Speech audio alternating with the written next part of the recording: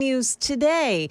It was sparked yesterday when President Trump acknowledged during an Oval Office press conference that Elon Musk has openly criticized his big, beautiful bill. Now, Musk saw this, and I think he saw an opportunity. He saw an opportunity to revive part of his public brand by distancing himself from Trump, and to do it in a way that actually aligns himself with corners of the fiscal conservative movement, maybe even the MAGA movement. And suddenly it was Musk saying, "Look, this bill, it's not conservative enough. It's not doing enough to deliver on the promise to the American people to cut spending and to cut taxes." And that's ABC political analyst Rick Klein. Now, Musk has pinned a tweet. It's a poll on his X account that reads, "Is it time to create a new political party in America that actually represents the 80% in the middle?" Right now, with more than 4 million votes, the yes gets 81%. Well, still no answers as to why a newly constructed home exploded yesterday in Gallatin. Channel 4's Dryden Quigley tells us a home inspector has been seriously injured. Inspector was testing appliances when the house exploded. The force was so big that it actually damaged two houses 2 doors down from it, buckling their walls. One neighbor actually was the one to help the inspector. She said he came to her driveway and was covered in burns and blood, but was conscious and talking. He's now in critical but stable condition in the hospital. The Gallatin Fire Department has requested assistance from the Tennessee Bureau of Investigation with finding a cause to that explosion. Market numbers brought to you by Beacon Capital Management, online at beaconcm.com. Here's Michelle Franzen. Major indexes dipped on Wall Street Thursday. The Dow down 108 points at close after a roller coaster day of trading. Comments from President Trump hinting his trade war with China was easing, boosted markets briefly. Chip maker Nvidia and United Healthcare led losers in an end-of-day drop. The S&P 500 fell 32 points and the Nasdaq fell 162 points. Weekly data from home lender Freddie Mac shows average interest rates on a 30-year fixed-rate mortgage fell slightly to 6.85%. The Mortgage Bankers Association forecasts the rate will fall to 6.6% by the end of the year. After months of pre-order hiccups and threatened tariff delays, video game fans finally got their hands on the Nintendo Switch 2 console. Nintendo says it expects to sell 15 million consoles between now and March. Michelle Franzen, ABC News. Well, stock futures this morning on the plus side. We've got Dow futures up 152, NASDAQ futures rising 100, and the S&P futures are up 27 points. That's the latest news. We've got your traffic and weather next. I'm Joan Jones, WTN News.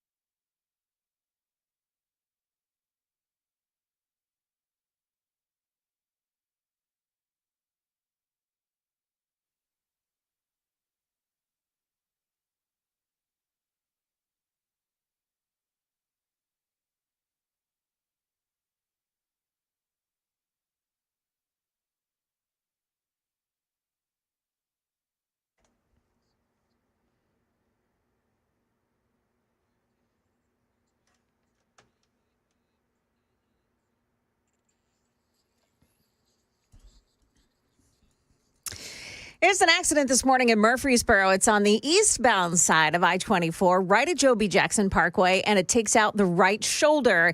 And just remember, you've got CMA Fest continuing today. Lots of downtown roads are closed. Traffic every 10 minutes every morning on Super Talk 99.7 WTN.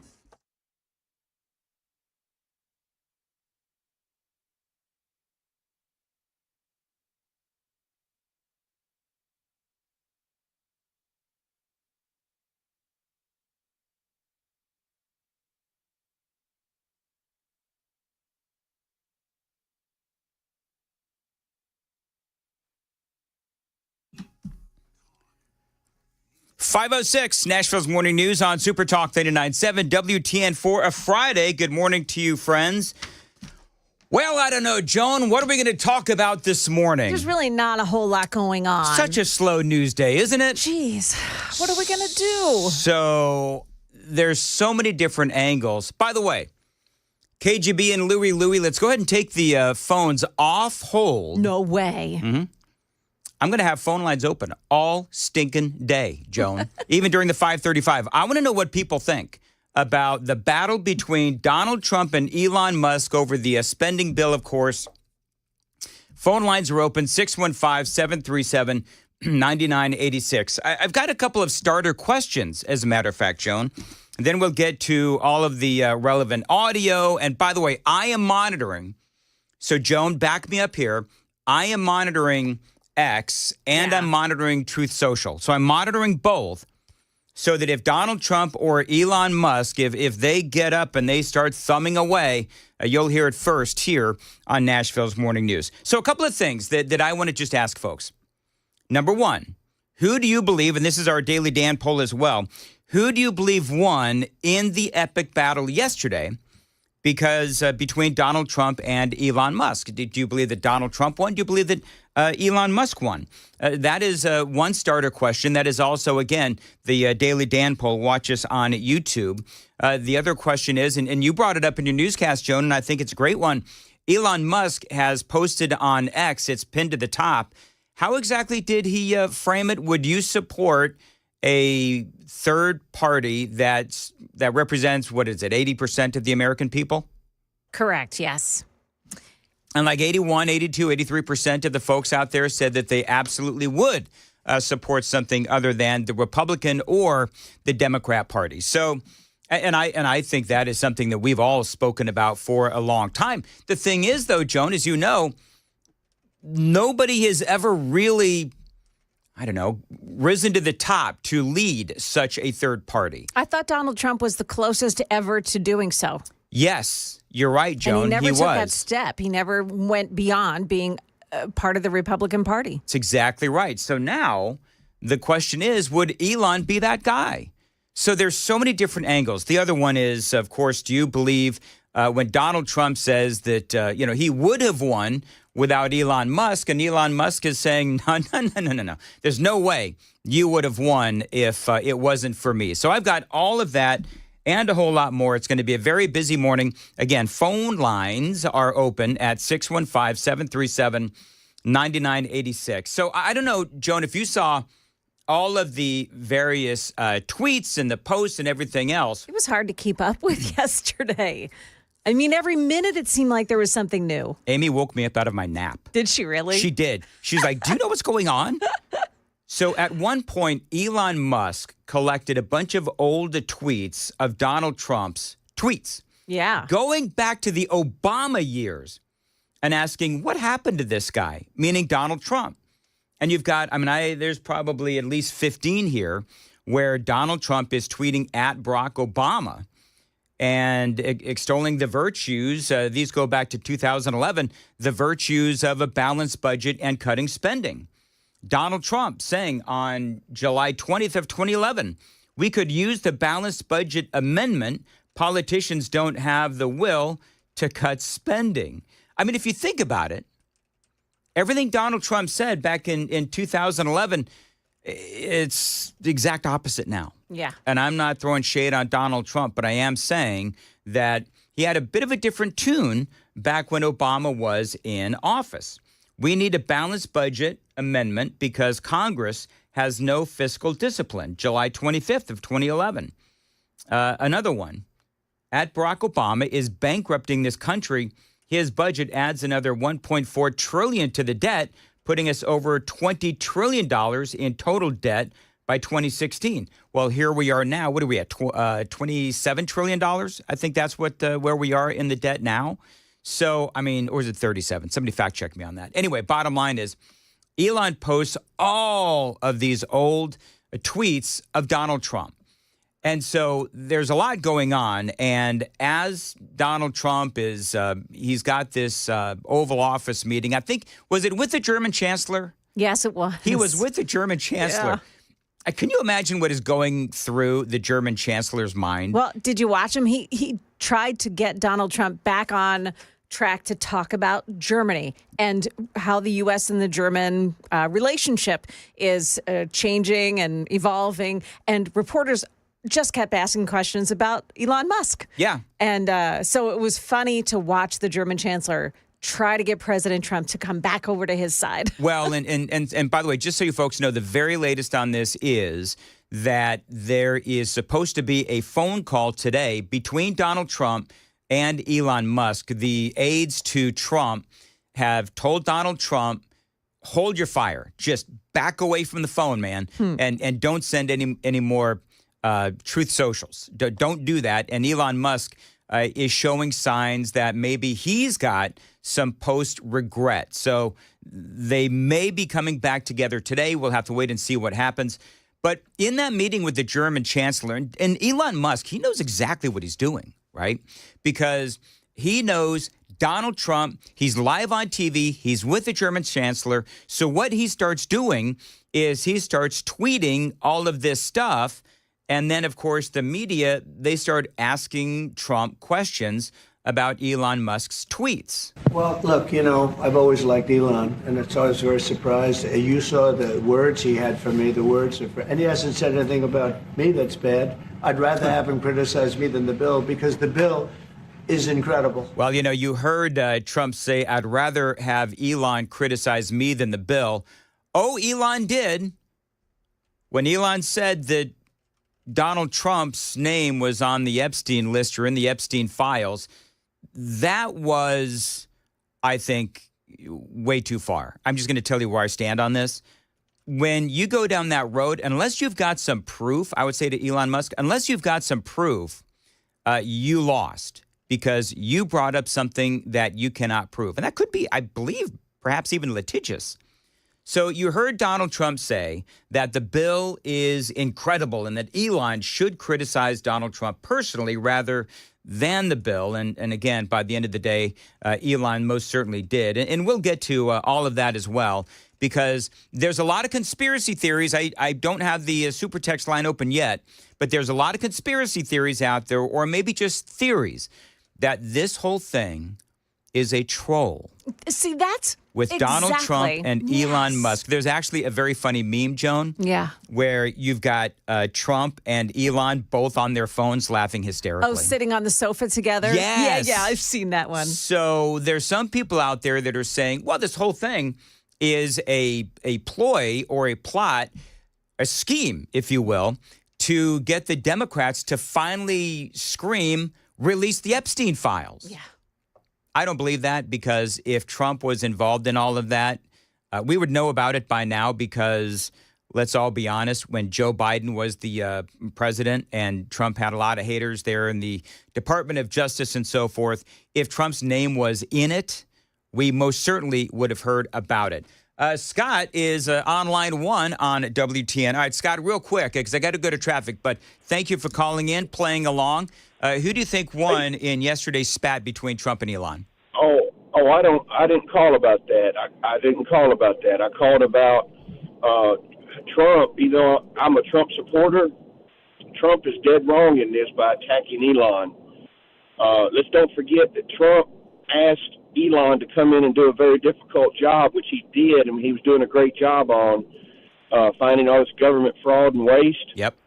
And exposing people. Mm-hmm. And then he told him he needed to ramp it up, and he did. And then he told him he needed to back off. So we need to find out why Trump was pressured to get Elon out of there because they never went far enough with that investigation. They never traced that money back to the source of where it came from, of who promoted those millions of crazy dollars, and make those individuals pay it back. Well, I'm sorry, Scott. What are we talking about? Oh, we're talking about the Doge. Talking about Doge. Yeah. Are you talking about USAID? Is that what we're talking about? Well, I was talking about Doge. I was talking about when Trump asked Elon to head up Doge. Okay. All right. And all right, Scott, thank you very much. Here's what I would say to that is, and earlier in the week, I had a monologue about how I think it was Monday, Joan, wasn't it? Oh, you weren't here Monday. I wasn't. I think it was Monday or Tuesday when I was talking about how Elon feels betrayed by Donald Trump and the Republicans because Elon comes in and he was on the campaign trail with Donald Trump. His whole thing was Doge savings, Doge savings, Doge savings. And he wanted to, Elon wanted to, cut spending, and he wanted to try to, best we can, try to balance the budget, which I don't know if that's ever going to be possible, but whatever. And I think that Elon feels used. And so to Scott's point, and it's a great one, is, okay, so all that money that was being spent with the USAID, for example, you could also talk about the EPA and Lee Zeldin and all of that. Well, the question is, okay, so that money, it just seems like it's dirty money. And Elon Musk, here's the other thing. Elon went through great personal risk, and he has suffered greatly. I mean, look at where Tesla is right now. Elon has suffered greatly from his reputation to his business dealings. And so I think that now on Thursday, when all of this was going down, I think Elon was like, why the hell did I do all of this? And I think that's how he has felt since the big, beautiful bill has continued to unfold in front of our eyes. And that really, it all culminated into what we saw yesterday. 615-737-9986. I've got more audio and a whole lot more straight ahead. It is 5:18. Time to check the roads. Still got that accident this morning on 24 eastbound side right at Murfreesboro at the Joby Jackson exit.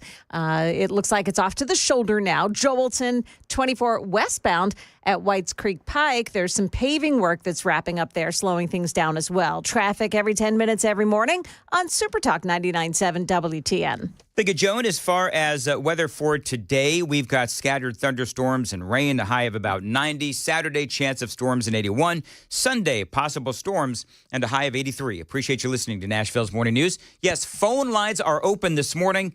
Want to know your thoughts on what happened yesterday, not only, of course, on X, but on True Social as well. Both Joan and I, we are both monitoring both of these social media feeds to ultimately see if there is an update to the incredible spat from yesterday. The bromance, as the media continues to report, the bromance is clearly over. We'll have to see what happens. Now, part of what, and again, there were so many tweets, and there were so many comments by Donald Trump and all of this reaction. One of the things that set Elon off, this part right here, I believe, when Donald Trump talked up his bill, of course, as he always does, but then he said this about Elon Musk. And, Elon's upset because we took the EV mandate, and, which was a lot of money for electric vehicles. And, they're having a hard time, the electric vehicles, and they want us to pay billions of dollars in subsidy. And, Elon knew this from the beginning. He knew it for a long time ago. That's been in there. That's been, I would say, JD, that hasn't changed. That's been right from the beginning, Mr.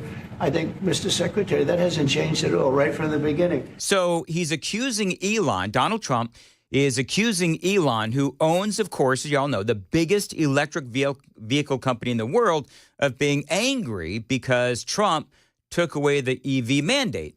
Well, I mean, Elon has been on record many times, as a matter of fact, of being against government mandates and government subsidies as well. He's all for the free market principles. And he's posted on X many times that actually eliminating Biden's EV mandates would only help Tesla. So basically, he has said, bring it on. By the way, when Trump did mention the EV mandate, Elon, in real time, because remember, all of this was going on in real time, Elon posted on X, as he's watching Trump on TV, Elon posted this: whatever. Keep the EV solar incentive cuts in the bill, even though no oil and gas subsidies are touched, very unfair, but ditch the mountain of disgusting pork in the bill.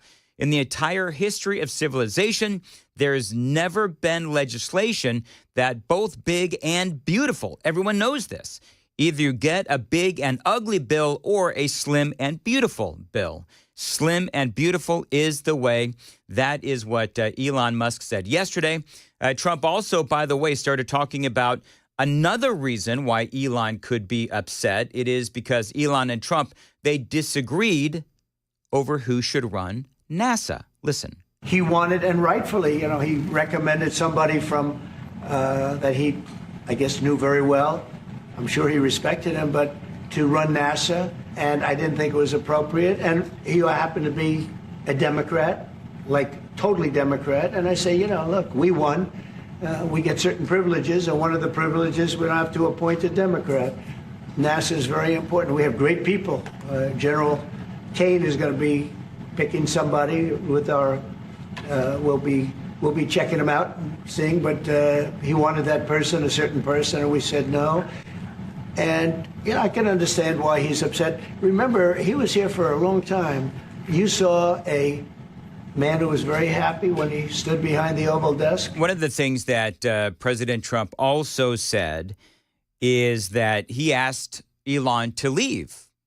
Remember, it was, I think, a week ago. I think it was was it a week ago where Donald Trump gave Elon the key to the White House?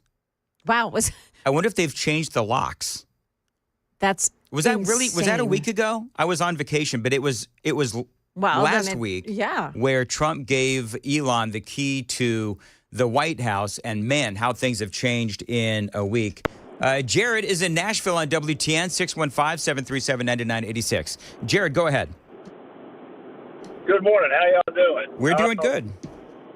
I don't know. I kind of think Elon probably won the tweet battle yesterday, maybe just because I like his brand of humor a little bit better. But I saw the post where they were talking about a third party, and I voted on it, and I voted yes, because it's been the same back and forth,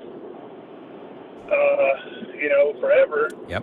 And it seems like we don't ever really get anywhere. And I've always heard the definition of insanity is doing the same thing over and over and expecting a different result. So I'll hang up and let y'all have it. Thank you. All right, Jared, thank you very much for calling. Taking calls this morning. I would love, Joan, just so folks know where I stand on this, I would love a third party. I would. And I think as you and I spoke about earlier, Joan, where Donald Trump, when he ran back in 2016, he was as 2012. Right? 2012. Yeah. All right. He was very close, as we talked about, to a third party. And so for President Trump, it makes all the sense in the world that some people see President Trump as, I'm not going to say corrupted, but I mean, he sort of acquiesced to the main political party of the Republicans. And so this is going to be a conversation all morning long, 615-737-9986, 615-737-WWT. 2016. It was 2016. 2016, yeah. I'm losing my mind this morning. Well, but you were right along with me, Joan. Yeah. It was all that cheerleading in high school. If Dan's going to go down that road, I will too. There you go. Yeah. All right. It's 524. On Super Talk 99.7. Joan, what's coming up in the news? Ramping up deportations, what the Trump administration is doing right now. Also, we have an update on the missing zebra. By the way, his name has been changed to Ed. Come on, man. No, I know. Apparently, the people that bought him call him Zeke, but the internet calls him Ed so much they changed it to Ed. So we've got those stories and more coming up here. No wonder the zebra's running away. He's got an identity crisis. Right. That's at 5:30 here on Super Talk 99.7 WTN.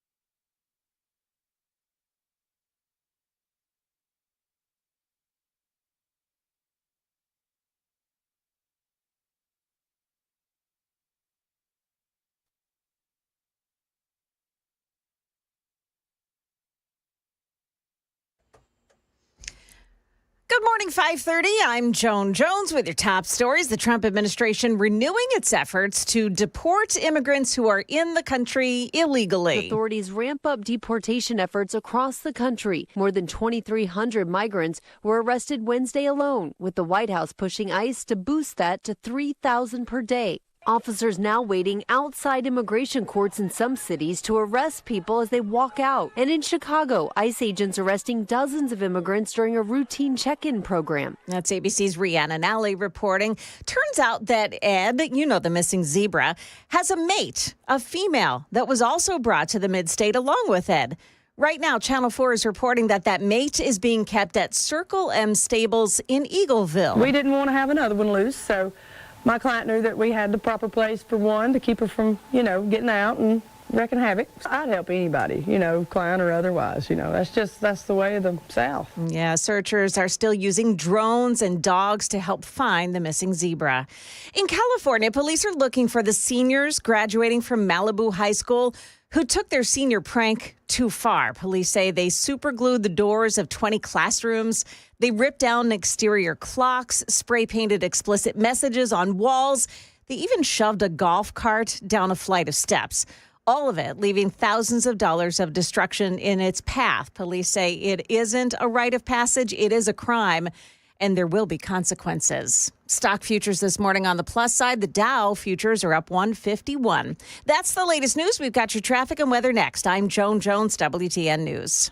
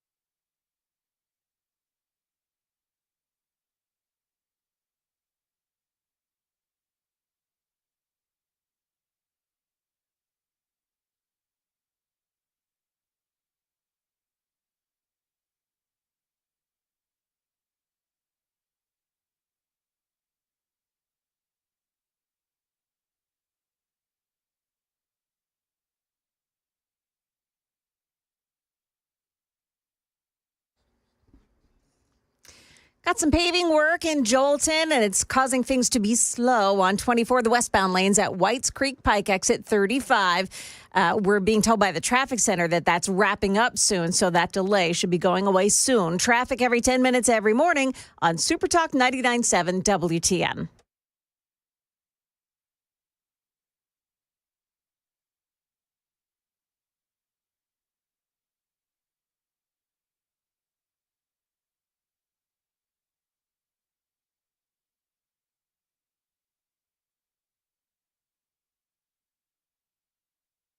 .536, Nashville's Morning News on Super Talk 99.7 WTN. Yeah, Steve Bannon wants Elon Musk deported. Isn't that like crazy? Come on, man. That is so over the top. He's got to stop. Bannon, you know what the really bizarre issue is here, Joan? Is that all these people, and this has been going on for a while, all these people that I respect, they are fighting, right? So I respect Rand Paul. I respect Scott Bessent. I obviously respect Elon Musk and Donald Trump. And everybody's fighting. And people on the super text line are like, yeah, we hate when mom and dad fight. And that's kind of what it is. That's kind of what this feels like. By the way, good morning to Holloway Services, trucks 518 and 623. Hi, guys. Thank you for listening and watching. By the way, the Daily Dan poll, who won yesterday's epic battle? Donald Trump, 57%. Elon Musk, 43%. You can watch us on YouTube, X, Facebook, 997WTN.com. Listen on the WTN app, iHeartRadio, TuneIn app as well. And by the way, remember that if one of the apps or whatever isn't working, try the other ones. I mean, I've talked about how I listen to the radio station these days is via the YouTube app. Now, Jay's been holding for quite some time. Then I've got some more audio for you from yesterday's spat. But I'm actually taking phone calls right now because I'm genuinely curious as to what your thoughts are on the big public spat, the bromance breakup of Donald Trump and Elon Musk. Jay has been holding. Jay, thanks for calling in. Go ahead, sir. Yeah, I think this whole thing with Trump and Musk, it's kind of like those extended hugs you get at the National Palace during the watch party. It's premeditated, and usually Matt Murphy or somebody like that's behind it. Are you saying that Matt Murphy is behind this whole thing? He was behind the big extended hug you got at National Palace, though. Well, we all love Matt Murphy, and I would put nothing past Matt Murphy. And thanks for the call. Jacob is in Columbia on WTN. Go ahead. Hey, Dan. Good segment this morning, by the way. So I think short term, Elon has definitely created the most buzz, but also I think Trump likes to play the long game. If you look at what Elon has raised, or at least the spending that he's saved in the past couple of months with Doge, it equates to about $200 billion, $180 billion or so. And I think that when you look at the bill saving $1.7 trillion over the course of the next decade, the values there just don't add up. I think that Trump is at least trying to save more on the at least legislative side than Elon is even able to do with the Doge side. And so I kind of see a little bit of a conflict of interest there, especially with Trump being able to save a little more. But I'll go ahead and let you have it. All right, Jacob, thanks. Appreciate it. So here's the problem, is that as Jacob said, Trump and the administration, and I've been talking about this all week, we all have, is that Trump and the administration says it's gonna save $1.7 trillion over the next 10 years, but you have all of these other organizations beyond the CBO that say that it will actually raise the debt and raise the deficit as well. I mean, I've been talking about this for the last couple of weeks, where it's like only in Washington, D.C. could you have, one piece of legislation and two completely different explanations as to what it's going to do, interpretations as to what it's going to do. Is it going to raise the deficit, or is it going to lower the deficit? And so I'm just a humble talk show host. I have no idea. As Scott Bessent said, why don't we see what happens? But bottom line for me is that when Elon came out and he said that Trump was involved in the Epstein files and so forth, you cannot possibly prove that. And so unless the Epstein files are now released, Trump, by the way, last night he was asked about all this with Politico, and he basically was like, it's not a big deal. Now, talking about the audio, the amazing audio and the post from yesterday, one of the things that they spoke about was Donald Trump winning the crucial battleground state of Pennsylvania. This was part of what the president had to say that Elon immediately responded to. We've done a great job. Elon knew that. Elon endorsed me very strongly. He actually went up and campaigned for me. I think I would have won. Susie would say I would have won Pennsylvania easily anyway, even if the governor ran, the real governor, not the governor from Minnesota, he's a sick puppy, that guy. That poor guy, I feel sorry for him. But they made a bad choice with him. But if you pick Shapiro or anybody else, I spoke to him recently about his house being set on fire, which was terrible. Mm-hmm. But if they picked him, I would have won Pennsylvania. I won it by a lot. So again, remember, Elon responding in real time. Elon Musk saying, without me, Trump would have lost the election. Dems would control the House, and the Republicans would be 51-49 in the Senate. And then he ends it with such ingratitude. Now, remember, Elon Musk donated over $290 million to Donald Trump and the Republicans in the last presidential election and in the last election cycle. $75 million of that was for voter turnout in swing states like Pennsylvania. Trump continued on with his comments about how Elon knew the bill better than most, basically saying that he doesn't know why Elon is reacting the way that he is. But I'm very disappointed because Elon knew the inner workings of this bill better than almost anybody sitting here, better than you people. He knew everything about it. He had no problem with it. All of a sudden he had a problem, and he only developed the problem when he found out that we're going to have to cut the EV mandate, because that's billions and billions of dollars, and it really is unfair. We want to have cars of all types. Electric, we want to have electric, but we want to have a gasoline, combustion. We want to have different. We want to have hybrids. We want to have we want to be able to sell everything.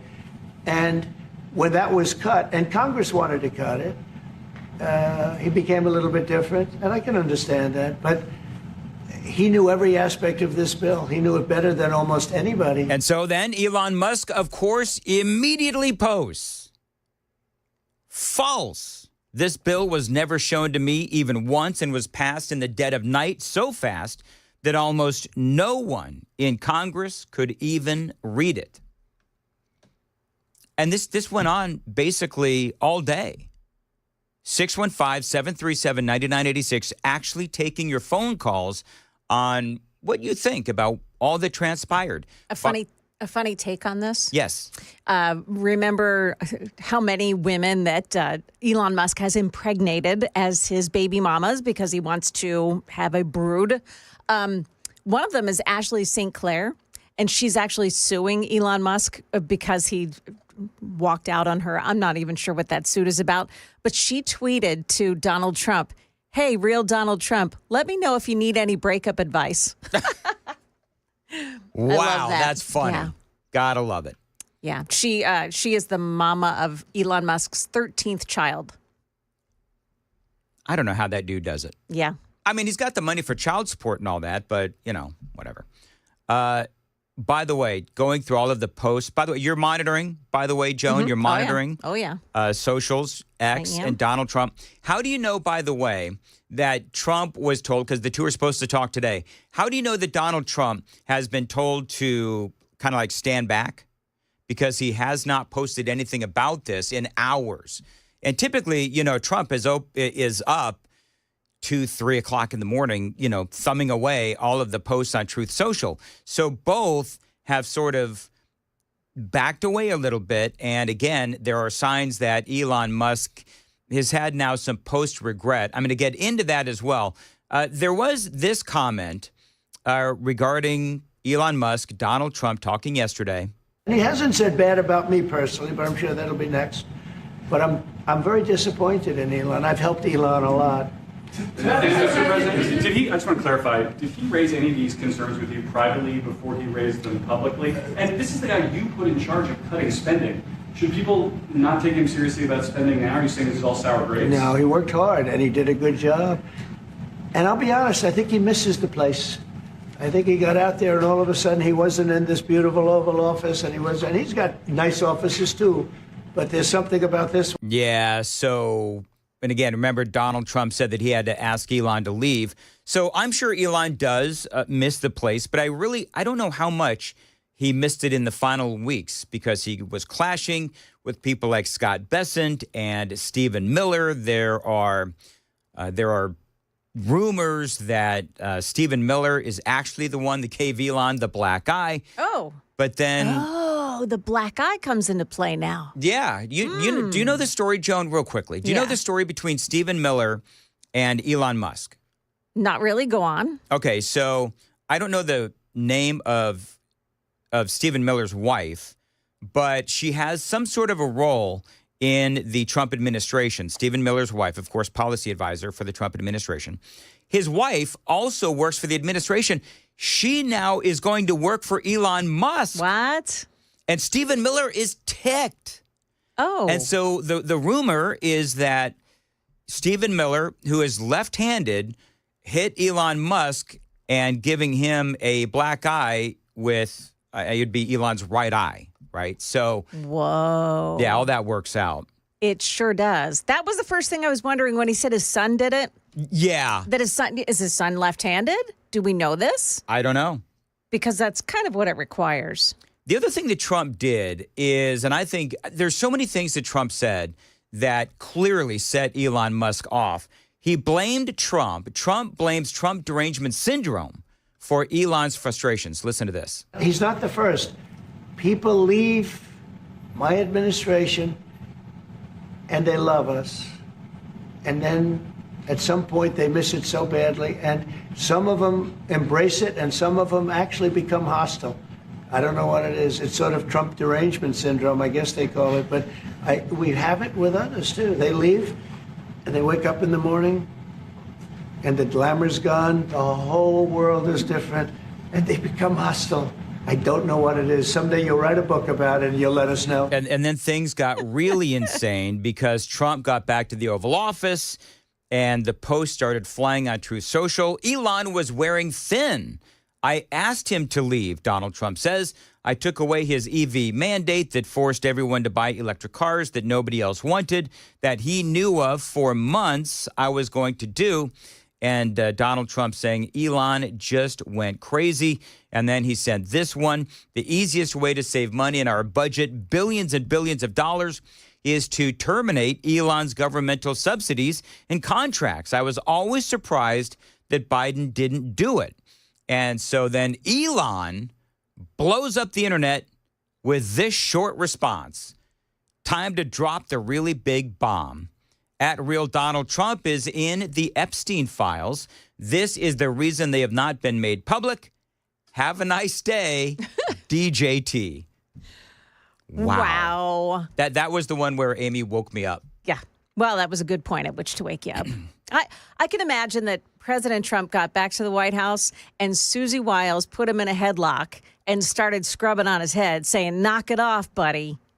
Well, he clearly, he didn't. And maybe it was after some of these tweets, but, or the True Social posts. Right. Because he's quiet now. Right. Yeah. And then Elon Musk said that mark this post for the future. The truth will come out about the whole Epstein thing. By the way, with Trump, again, saying that he wanted to save money on Elon's government subsidies and contracts, Elon then goes ahead and posted that he was going to ground the spacecraft that NASA uses to service the International Space Station and shuttle astronauts back and forth and so forth. He says, in light of the president's statement about cancellation of my government contracts, SpaceX will begin decommissioning its Dragon spacecraft immediately. But then he turned around and said, okay, I'm not going to do that. Real quickly, Brenda is in Knoxville on WTN. Brenda, thanks for calling in. Go ahead. Okay. I think Trump won in spite of Musk. I can hold two views. I respect Musk and all that he's done for humanity, and he's very smart. But on the other hand, his private behavior with all of his children, with numerous women. I mean, it's good that he's rich and he can support all his children, but if a poor man did that, he'd be looked at with disgust. So I can hold two views of him, but I do believe Trump won in spite of him. Very good, Brenda. And how do you think this is going to end? Oh, I think they'll make up and it'll go on. I just think it's just Musk is probably just upset about his subsidies and all of that kind of thing. But I think it'll all work out in the end. All right. You know what, Brenda? Fingers crossed. We'll have to wait and see what happens. Andrew is in Columbia on WTN. Andrew, go ahead. Hey, I just wanted to say on the Trump versus Elon thing, I'm probably alone in my assessment here, and it's probably borderline conspiracy. But I don't believe that they're really fighting. You know what I mean? I think that it's kind of a fabricated media thing, because if you think about it, after Elon supported Trump with Doge, he lost a whole lot of his leftist supporters and sales have dropped down. But if now the left thinks that he's back on their side, Tesla sales are probably going to go back up. So I think they're doing it on purpose, honestly. What's in it? Let me ask you this, though, Andrew. What's in it for Trump? Well, I think it's just a simple fact. He's used to all this negative media attention. I mean, it'd be doing a favor for Elon. And I figured he would take a bullet for him. All right. Andrew, okay, I'm going to actually put Andrew on hold.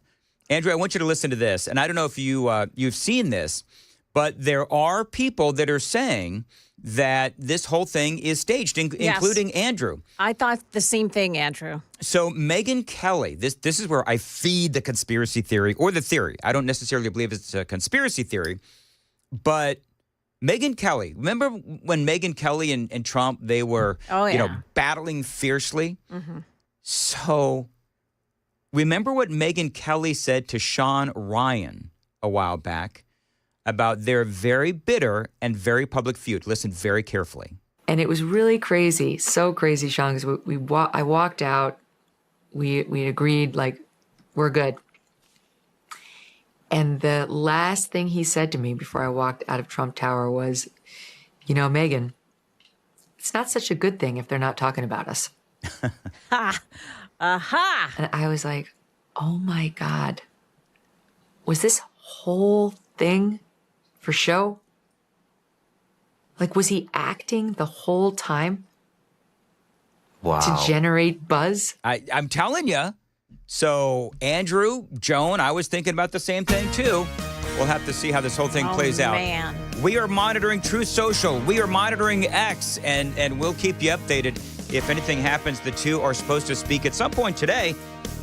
Speaking right now, though, is Joan Jones. Joan, what's coming up at 6? Take it back. The Speaker of the Tennessee House has advice for Nashville's mayor. Also, now that AutoPen's being investigated, we've just learned that only one of Joe Biden's vast number of pardons was signed personally.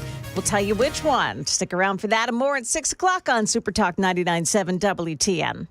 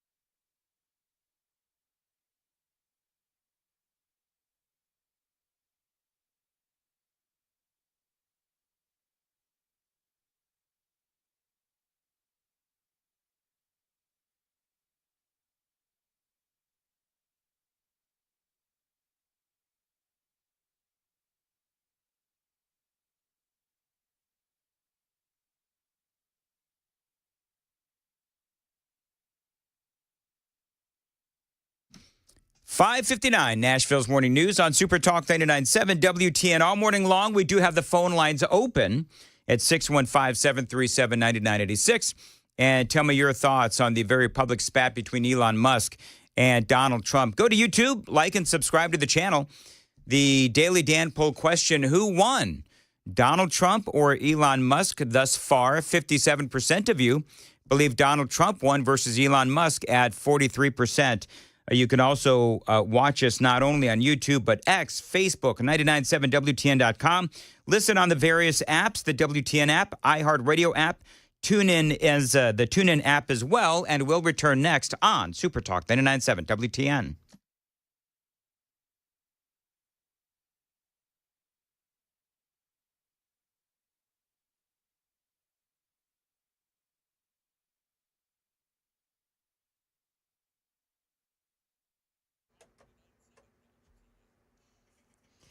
Good morning, 6 o'clock. I'm Joan Jones with your top stories. Folks coming in from the Joelton area may be finding 24 westbound side a mess this morning, and that's because there's some paving work going on at 24 westbound at Whites Creek Pike exit 35. Stop and go traffic before that. Paving work. They tell us that it's wrapping up, but they've been saying that for quite a while this morning.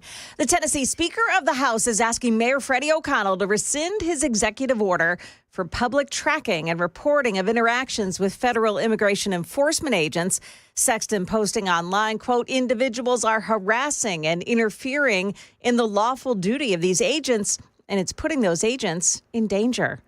One person is in critical but stable condition following the home explosion and fire in the subdivision near Lynn Cove in Gallatin yesterday. Channel 4 is reporting the inspector had reportedly been inside the home testing appliances during a final inspection of that newly constructed home. Gentleman come up, obviously very burnt, needing help. So I called 911. Look over and seen the house in flames. Yeah, that's one neighbor. Others say that they've all just moved into the neighborhood and now they want to have their gas stoves checked for possible leaks. The Supreme Court issued a number of unanimous rulings yesterday. In one decision, the justices rejected the lawsuit filed by the government of Mexico that targeted U.S. gun makers. It accused them of aiding gun violence in the country. It handed the industry a major win. It wasn't entirely a surprising decision, but it's certainly a setback to gun control advocates and to the government of Mexico, which had hoped to hold Smith & Wesson and these other manufacturers to account for what they say is a role in the sea of violence that has hit Mexico. That's ABC's Devin Dwyer. The Justice Department continues reviewing the list of people who were granted pardons by former President Joe Biden amid new concerns about his use of auto pen and his mental acuity.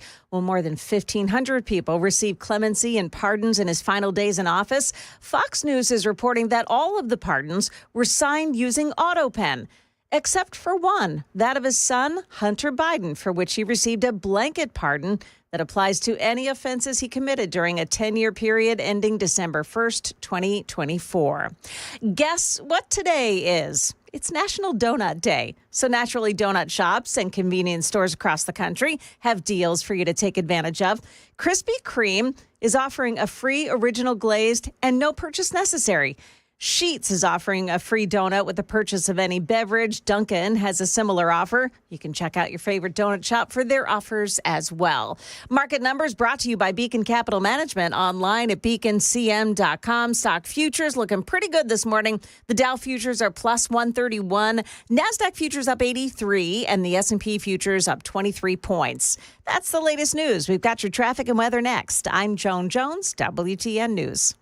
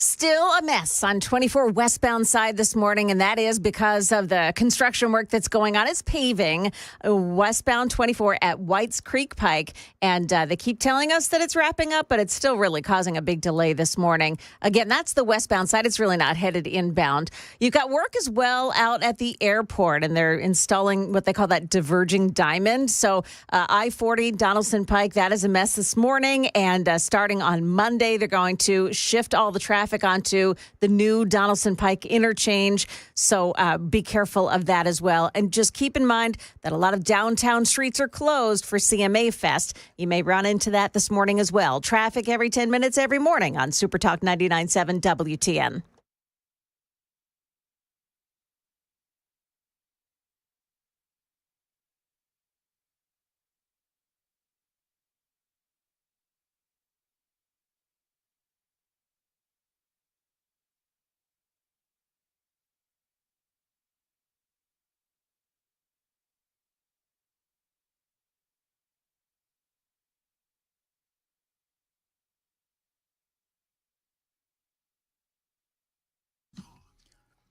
.606 on Nashville's Morning News on Super Talk 89.7 WTN. Taking your calls this morning. Just gauging where you're at with Trump versus Elon. They're supposed to have a conversation this morning. By the way, real quick, Joan, you said that today is National Donut Day? Yes, sir, it is. So apparently 8343 on the Super Text line says that Donut Country in Murfreesboro is offering a free zebra donut. Oh, my goodness, that's with awesome. Purchase in honor of the zebra on the loose and Donut Day. I wonder, what's it called again, and what's that place called? It's Donut Country in Murfreesboro. Donut Country. Okay. If you go, will you please send me a picture of said zebra donut? I imagine it as white frosting, and then you've got like black stripes, chocolate stripes. Yes. So that's pretty cool. I absolutely love it. And I'm sorry, is there an update on the zebra today?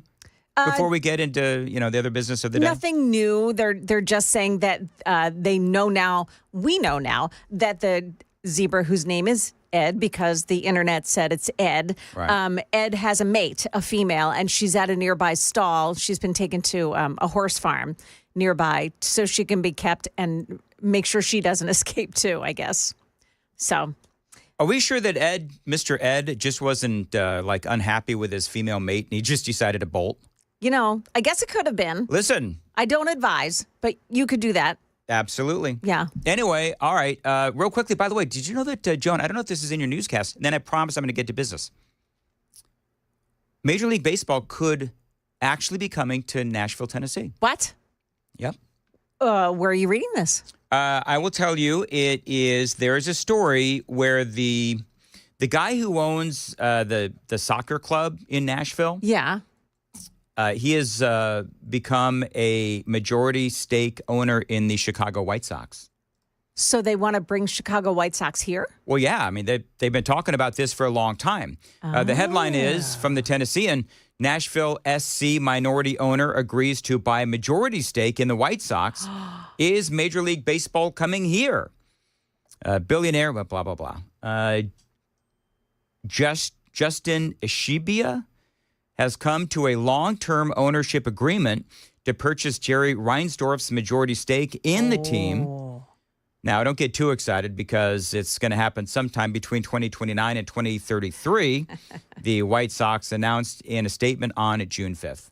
You know what's going to happen, Joan? What's going to happen, Dan? Major League Baseball is going to come to Nashville, Tennessee after I die. That's what's going to happen. Actually, Major League Baseball is coming to Tennessee in August. In August? In August 2nd. The Tennessee is set to host its first ever Major League Baseball game at Bristol Motor Speedway. It'll be the Braves versus Cincinnati Reds in what they call the MLB Speedway Classic. Okay, very good.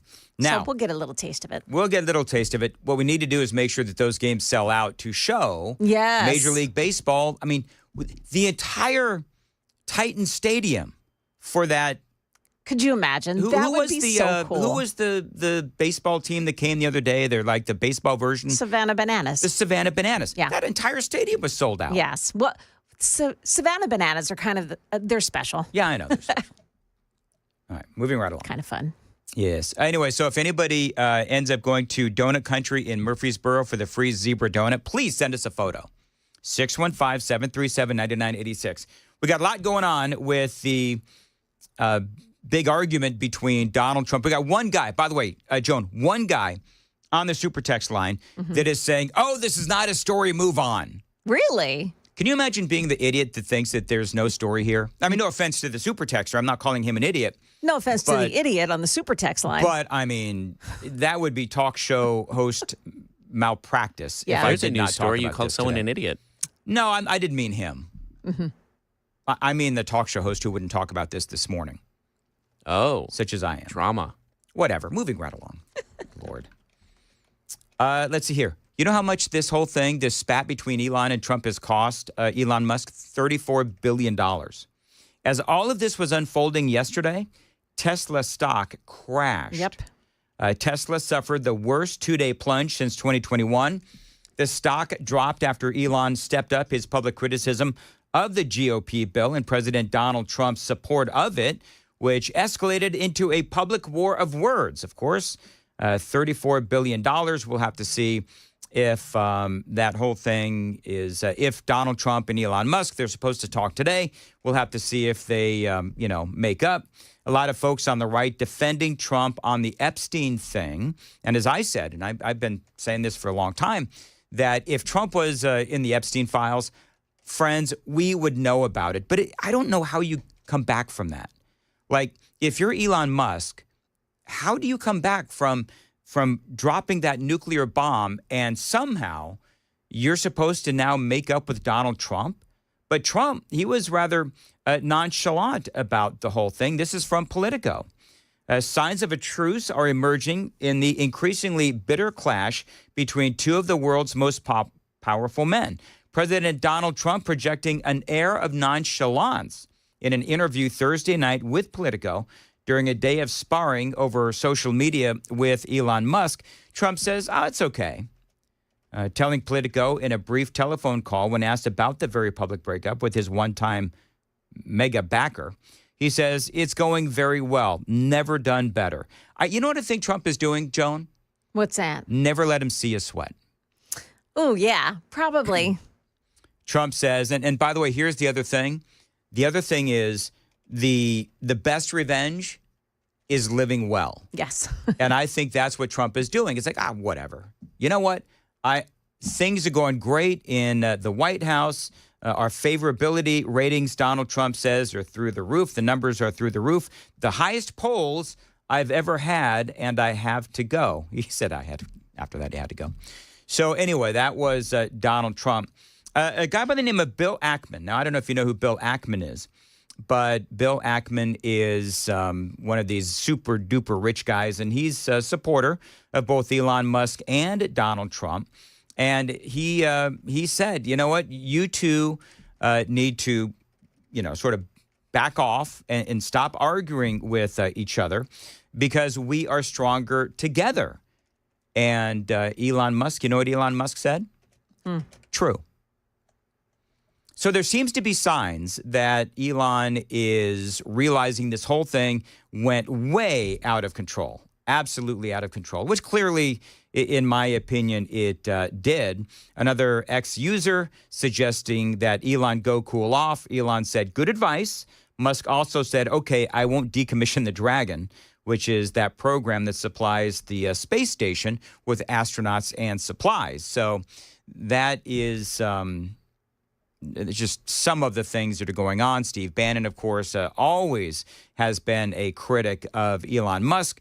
And Steve Bannon wants to have Elon Musk deported.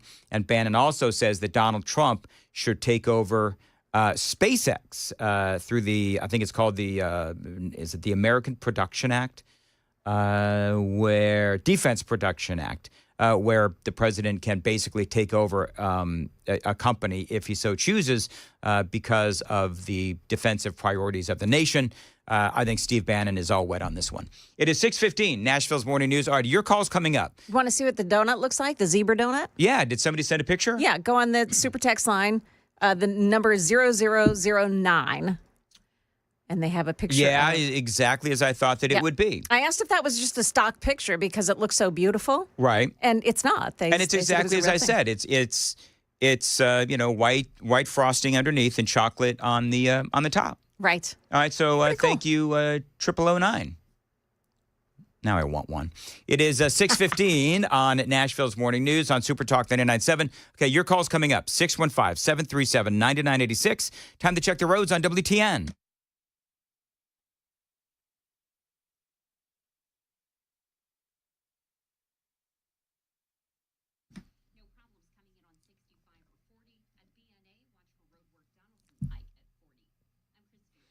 Thank you very much. At 6:16 on Nashville's Morning News, as far as your weather for today, we've got scattered thunderstorms and rain, a high of 90. Saturday, chance of storms and 81. Sunday, possible storms and a high of 85. Appreciate you listening to Nashville's Morning News. Vern is on line 1 in Mount Juliet on WTN. Go ahead, Vern.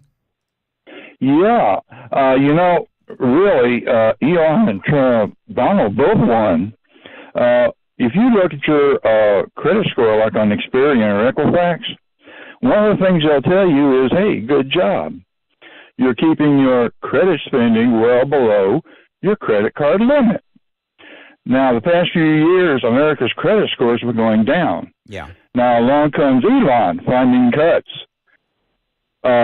Donald raises the debt limit and incorporates the cuts. What are they doing? They are lowering their debt limit.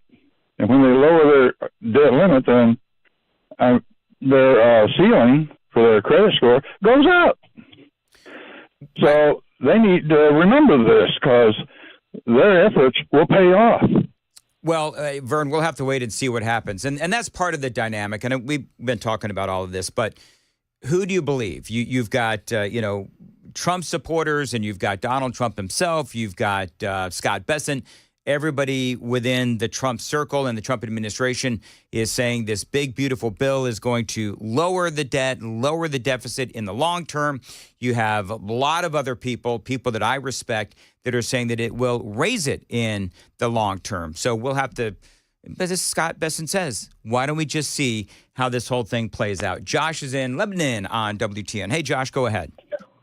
Hey, Dan, I just had a quick question. I mean, heck, if that whole thing was staged or whatever with Elon and Trump, but I mean, heck, that's a pretty low blow to come at him and say what he did about the Epstein files. I mean, so I was kind of like, if that's real, I just believe it. I don't know. I don't believe that it's true. I don't believe that it's true, Josh, and I'm going to tell you why. The reason I know that it's not true, that Donald Trump is not on the Epstein list or within the Epstein files, is because we would have seen it already. I mean, the Democrats, they had the White House and they had the Department of Justice in the last 4 years with Joe Biden. It most certainly would have come out then. Heck, during the previous presidential run with President Trump when he ran in 2016, maybe we would have heard about it then. But I think that is a bomb and a really low blow from Elon Musk. And it's also, I believe, litigious as well. So I'm not buying that one. And that's why I'm saying I don't know how Donald Trump and Elon Musk, they've got to get back on the same page. Because here's the thing. They are stronger together. And in my opinion, they did save America, and they saved America together. We could be looking at a President Kamala Harris right now. We could be looking at a House of Representatives that is controlled by the Democrats. We could be in a lot of trouble if it wasn't for Elon Musk. Don't forget that he donated $290 to $300 million to Donald Trump, his campaign, the campaigns for Republicans as well. But both of these guys made the other stronger and better and more influential. And I believe that it is true that Elon did help Donald Trump immensely. He helped the Republicans immensely. And I think that Elon, he does feel, and I talked about this earlier this week, I think Elon feels betrayed. Now, I don't like that he went so personal, that he accused Trump of being involved with Epstein. There's absolutely no excuse for that. But at the same time, I understand why Elon Musk is pissed. I really do. He feels used. He feels betrayed. He feels like Trump used him to get elected, then crapped on the hard work that he did. That's how Elon feels. And Trump, he just wants to get his signature legislation passed. But I think both of these guys have a fair and legitimate argument. Elon has been saying for a long time what we all feel, which is the fact that our debt and our deficit is way too high.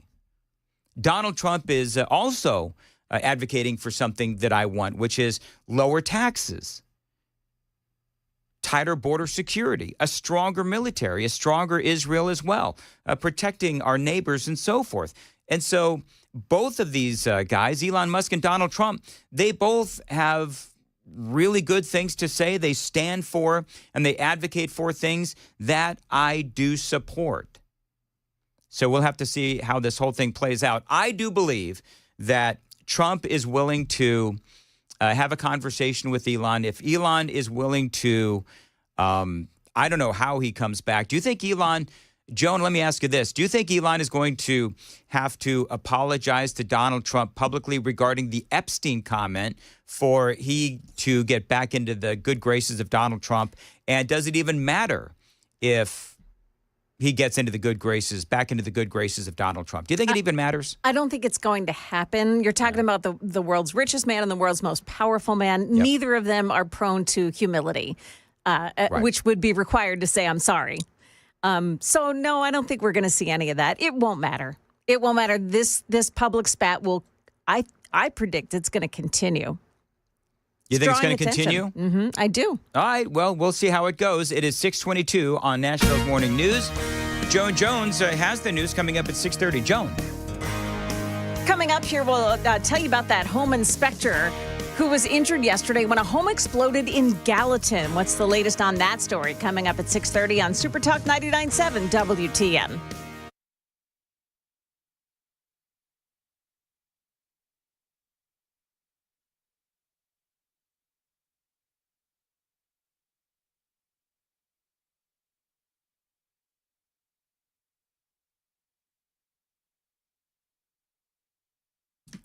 .623, Nashville's Morning News. Dan Mandis here from my friends at Stoltz Co., a great Tennessee company that does continue to grow and expand. Now, you know, with Stoltz Co., they build pole barns, and these are pole barns that can serve as a garage, an event space, an equestrian building.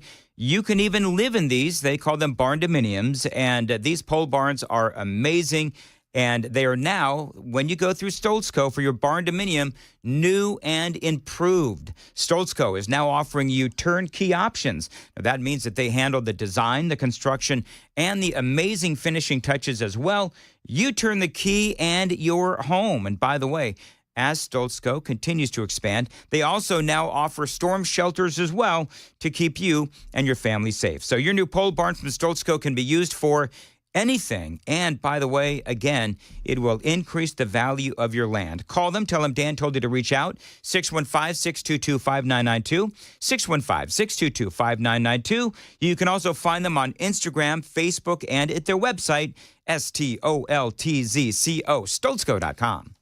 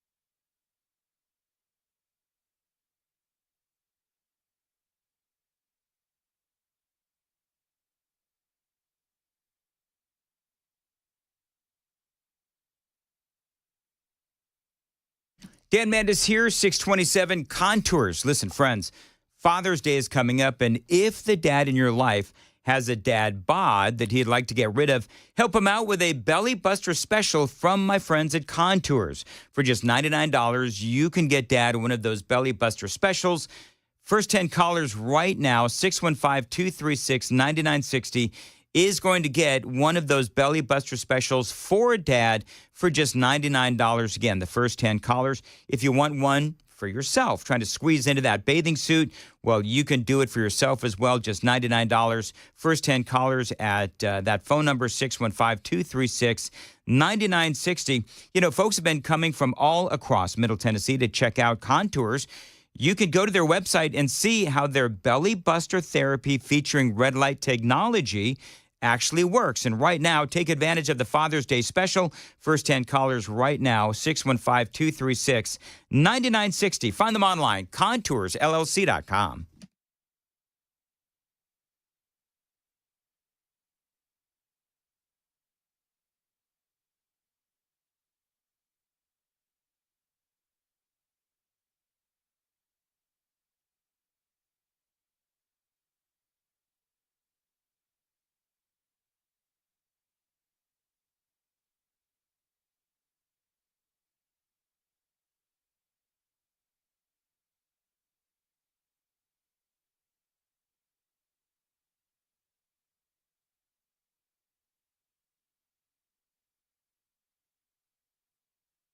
.629, Nashville's Morning News on Super Talk 99.7 WTNA. Joan, by the way, with all of this insanity with Elon Musk and Donald Trump, let's also not forget that today is D-Day.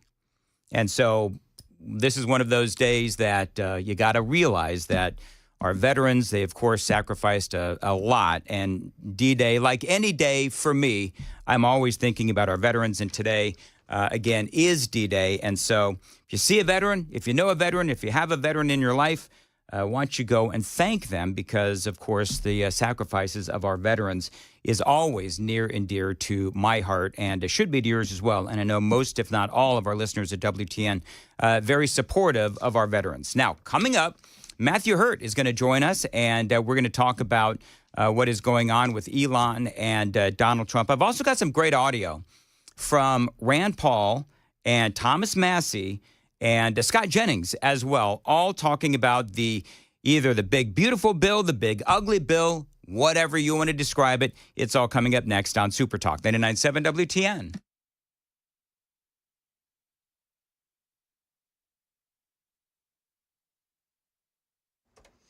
Good morning now, 6:30, and I'm Joan Jones with your top stories. A few clouds right now and 71 degrees.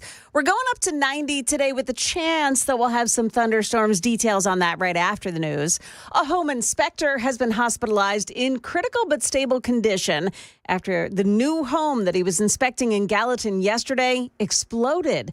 It may have been a gas leak, and it's got other neighbors on Mackinac Drive worried about their own homes. Here's Channel 4's Dryden Quigley. Lindsay Rogers was scared another house would explode, so she grabbed her family and left. We all have gas stoves here, and so I was like, if it's going to happen to them, it could happen to me. Now she wants her own house to be double-checked, as many of them were built together. I'll be contacting somebody because I don't want that happening to my home, and these are all brand new homes. We lived here 2 weeks, and this happened, so slightly concerning.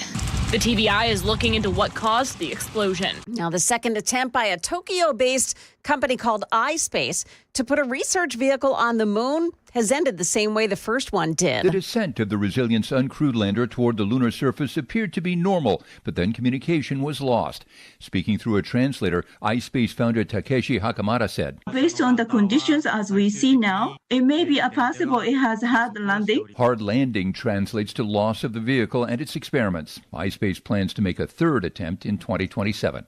Jim Ryan, ABC News. The Blue Angels are in town. It's the Great Tennessee Air Show happening this weekend. These Navy guys, they love to show off in the sky. We all volunteered to be here. We all really, really want to be here. It's one of the best things about being on this team is being around a bunch of sailors and Marines and men and women who are extremely motivated to showcase what we can do. Yeah, the air show is tomorrow and Sunday at the Smyrna Airport. That's the latest news. We've got your traffic and weather next. I'm Joan Jones, WTN News. Thank you, Joan. Dan Mandis here at 632 Renstall. Listen, if you have a European car, they can fix it. They can maintain it at a Renstall. This is a great company. Now, this is a car company. They fix cars. They maintain cars, European cars, locally owned and operated, exclusively working on all European cars. So if you've got a BMW, an Audi, a Mercedes-Benz, a Porsche, any European car, they are here for you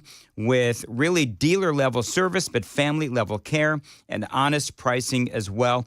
They don't have a corporate mindset. This is what they like to say. They don't have a corporate mindset, just a family business helping out their friends and neighbors by delivering honesty, respect, and yes, exceptional service. And by the way, I was just talking about D-Day a moment ago. Renstall proudly offers the Heroes Service Discount. Veterans, active duty military, first responders, and emergency medical personnel get a 10% discount on all repairs, especially poignant today. They also offer complimentary shuttle service and free Uber rides as well at Renstall, immediate appointments, and yes, a quick turnaround as well. They've got the Renstall guarantee. They'll offer clear and honest pricing and no unnecessary repairs ever. Conveniently located across the street from the Academy of Country Music, 5 minutes from Music Row and 2 minutes from downtown. Check them out today. iTrustMyMechanic.com. iTrustMyMechanic.com is their website. Phone number 615-777-7100, 615-777-7100.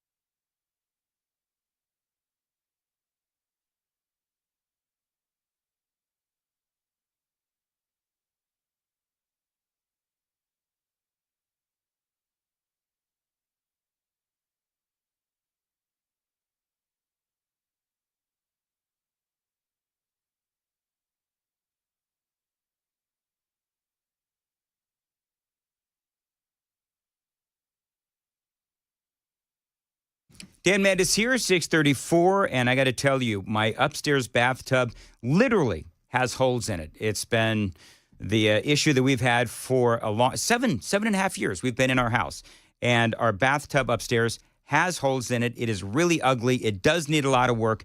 Thanks to my friends at Zintex, it's going to be fixed soon. Now, if you've got a bathtub that needs work like mine, they've been in business since 2001, and they are here to help you too. Now at Zintex, they can remodel your shower, your bathtub, even convert your bathtub into a walk-in shower. Now, these type of home improvements can increase the value of your home, and Zintex can have it wrapped up in a day. It is really easy. Now, Zintex is an award-winning company that offers limited lifetime warranties for both their products and installation. You can make your bathroom safer with a walk-in shower complete with grab bars and a bench seat too. So this is a great way to support the older folks in your life who need that assist and support. So fix, remodel, or convert your tub into a shower today with Zintex. Call them. Tell them Dan told you to reach out always. 629-258-7747. 629-258-7747. Great deal going on right now. When you mention me in WTN, $1,750 off or no interest for 24 months, whichever works best for you. And also no payments for 2 years. Zintex, Zintex.com.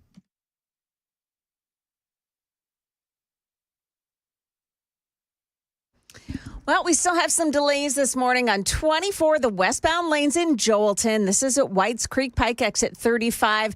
They're still wrapping up some road work there, and they've only got one lane open, so traffic is pretty slow. Got a crash in Arrington, too, I-840. Westbound side before Horton Highway. Also in Napier, 40 westbound, the off-ramp to westbound I-24 downtown. The off-ramp right shoulder has been blocked off. Traffic every 10 minutes every morning on Super Talk 99.7 WTN.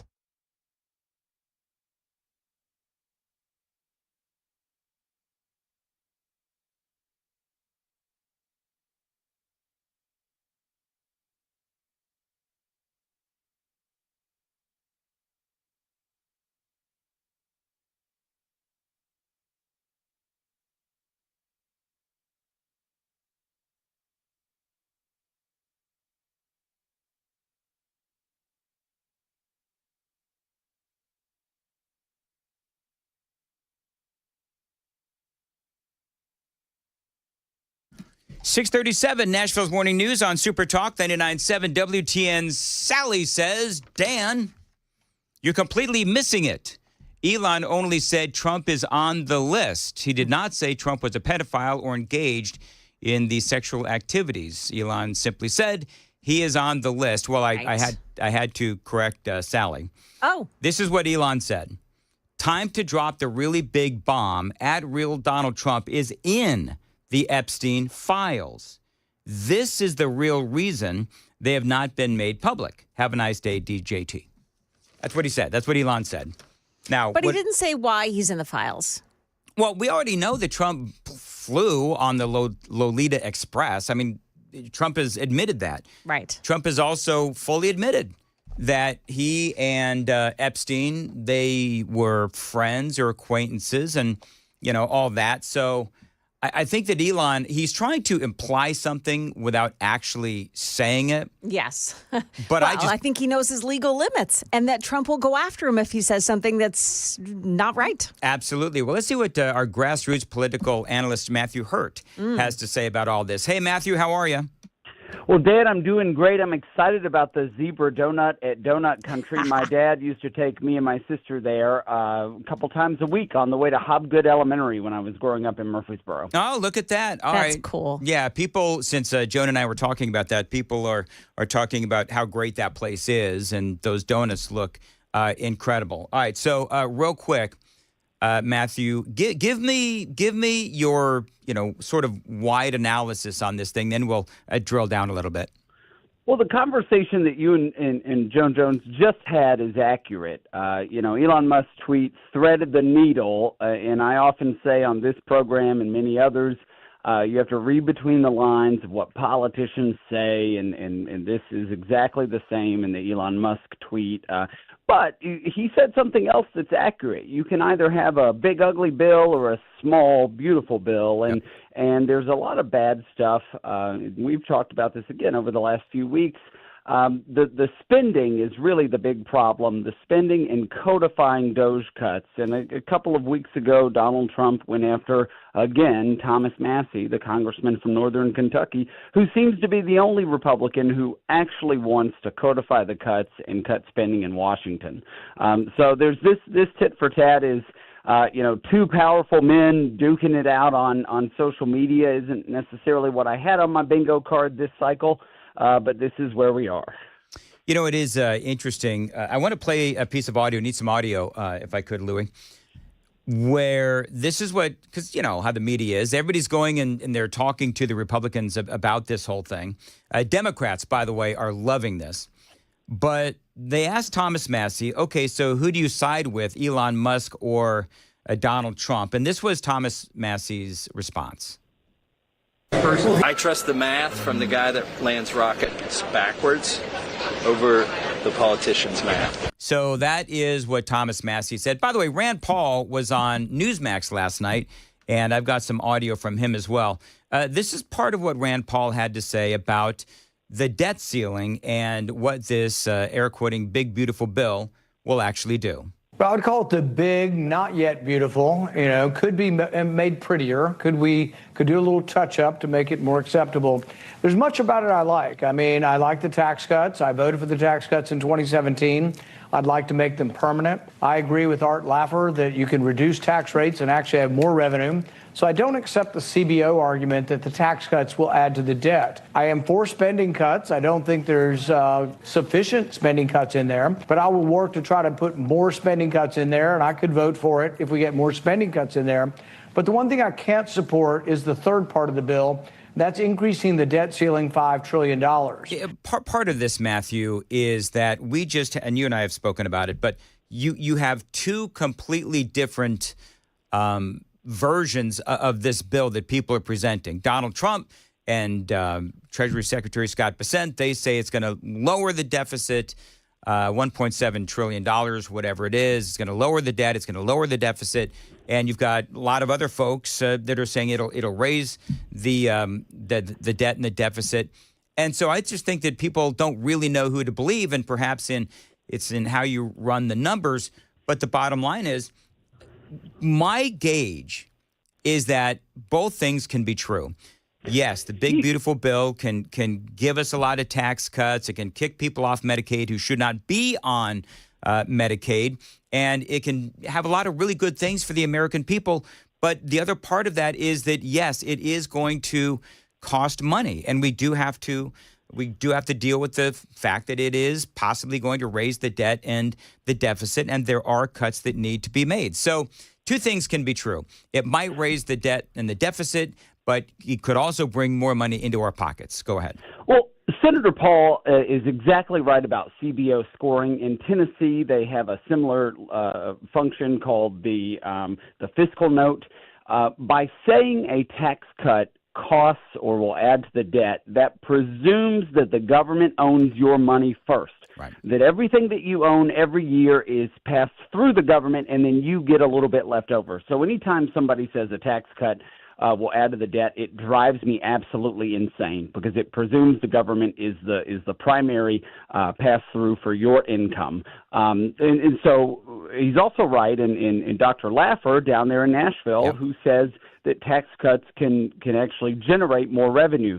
What they have to be coupled with is serious spending cuts. Oftentimes you see this 1.7 trillion number and many others is that this is how much less spending there will be, usually over a decade. Anytime we've seen a bill over the last 15 or so years out of Congress pushed by Republicans, the overall cut tends to be a reduction in spending over about a 10-year period.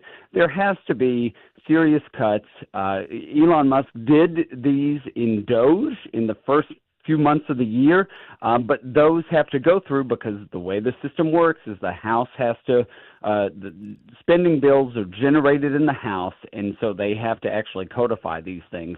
Are there some of those in the big, beautiful bill? Sure. Is there enough? No. And in some places like cuts to the Department of Education, the assumption is that those resources will be returned to the states.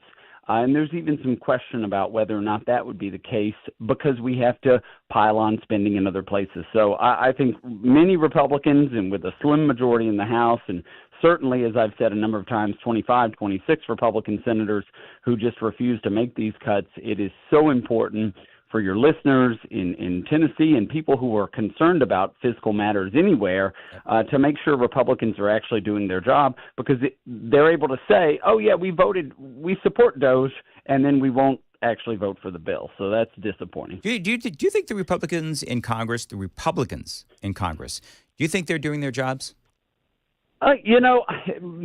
Poll after poll says all of Congress is terrible, but my congressman is great. That is what most voters say.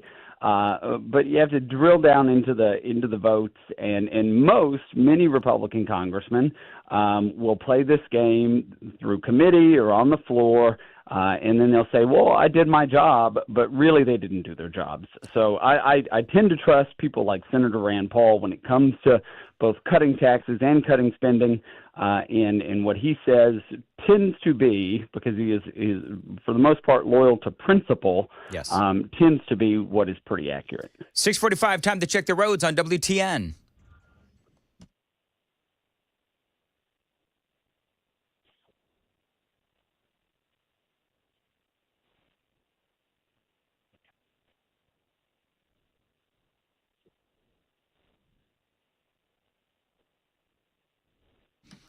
.646, as far as your weather goes today, looks like we're going to have some scattered thunderstorms and rain. High of about 90. Saturday, chance of storms in 81. Sunday, possible storms and a high of 83. Appreciate you listening to Nashville's Morning News. Grassroots political analyst Matthew Hurt is joining us on the Newsmaker Hotline. One of the things that started all of this back and forth between Elon and Donald Trump yesterday was Elon dug up a whole bunch of old tweets from Donald Trump. And they're from the Obama years, 2011, 2013, and 2012. And just a couple of examples. Donald Trump tweeting out, we could use the balanced budget amendment. Politicians don't have the will to cut spending. Another one, again, at Obama. I cannot believe the Republicans are extending the debt ceiling. I am a Republican. I am embarrassed. Another one about the balanced budget amendment. They say the Republicans that Donald Trump tweeted out in 2012, this was on January 13th of 2012, the Republicans should not give Barack Obama the authority to raise the debt limit another $1.2 trillion. So bottom line is Elon Musk, he pulled all these old tweets and he said, what happened to this guy? Meaning Donald Trump. So I don't know. What's your take on that? Donald Trump is a prolific tweeter. I'm on Twitter. Anybody who has tweeted, there is an effort, or you can historically hold someone accountable based on something they've said in the past, and especially if that is in writing, it's much easier to find. And Donald Trump was absolutely right in the Obama years, so he should be consistent and right in his own administration. And I think that is an opportunity. This is a guy who Americans elected to shake up the political system, to drain the swamp, and he has done so in many instances on immigration and with his cabinet selections and with his personnel picks in agencies and departments across the federal government. And this is, but this instance with a big beautiful bill and with spending increases, this is the most visual, the one that the American people see the most. They don't see all the great staff that Donald Trump and the administration have hired. They do see some of the immigration and crime issues that his administration is addressing, but this is the most prevalent and pervasive and visible aspect of draining the swamp. And Donald Trump has a tremendous opportunity to keep listening to people like Elon Musk on this. And the thing is, you know, I don't know if this is a deal breaker, the one big beautiful bill, right? So even if it passes the Senate, and I don't know if it will, but to me, this is not a deal breaker with me and Donald Trump, because you're right. He's done a lot of great things, and I may disagree with him on some aspects of this bill, but it's nowhere near the catastrophe that we would be in if it was Joe Biden or Kamala Harris in the White House, or a House of Representatives that was majority Democrat, right? So I get it. The people are frustrated, but at the same time, this is not a deal breaker for me. Elon Musk, though, one of the things that he has tweeted out is, would you be supportive, and I don't have it in front of me, but something about being supportive of a third party that actually represents, you know, I think he said the 80% of the American people that are not, you know, really hardcore right or left. What do you think about that? Yeah, I saw that poll. I actually voted in that poll. We live in a first past the post, two-party winner-take-all system. The only third-party candidates who make it usually into elected office are people with their own personality, people like a Bernie Sanders. We rarely see success from third parties because our political system doesn't allow it. And so it is important, you know, you just mentioned it's easy to criticize Democrats when they're wrong on spending. It's harder for Republicans to criticize Republicans, but when Republican grassroots make those calls to members of Congress to say, do what you said you would do, it's like holding your own family accountable for something, and it is tougher. But at the end, when they're held accountable and they do the right thing, it is more meaningful. So I don't think we live in a system that allows us to break from the two-party thing that exists in Washington and in state capitals across the country. So it's up to Republican grassroots to call in, to email, to show up at events, and to hold individuals accountable. So Trump and Elon are supposed to have a conversation today. What do you think is going to happen here? Well, I think that ultimately there will be some success there. I think that, again, we're dealing with two powerful men with egos. Everybody in politics has an ego.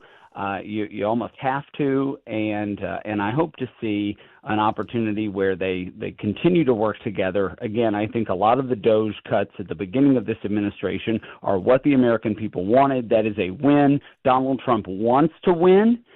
He says, you know, I'm not tired of winning yet, and I think that those two men working together on the issues that will make America stronger is incredibly important. I think they are so strong together, and a lot of people are sort of using this analogy or example, whatever, but it's like, you know, your two best friends fighting, or your mom and dad fighting, that kind of a thing. And they have done such good work together that I hope that this, spat, fight, whatever it is that you want to call it, I hope that they're able to reconcile their differences between them, because they have done such good, and there's a lot more good to be done. So let's see how this whole thing does end. But Matthew, have a great weekend, and appreciate you joining us here on WTN 652 on Nashville's Morning News. And Joan Jones has the news coming up. Joan, what's up? Well, Dan, an interesting take on the Elon-Trump argument from a political analyst, and also some changes in the traffic patterns at the airport. We've got those stories and more coming up here at 7 o'clock on Super Talk 99.7 WTN.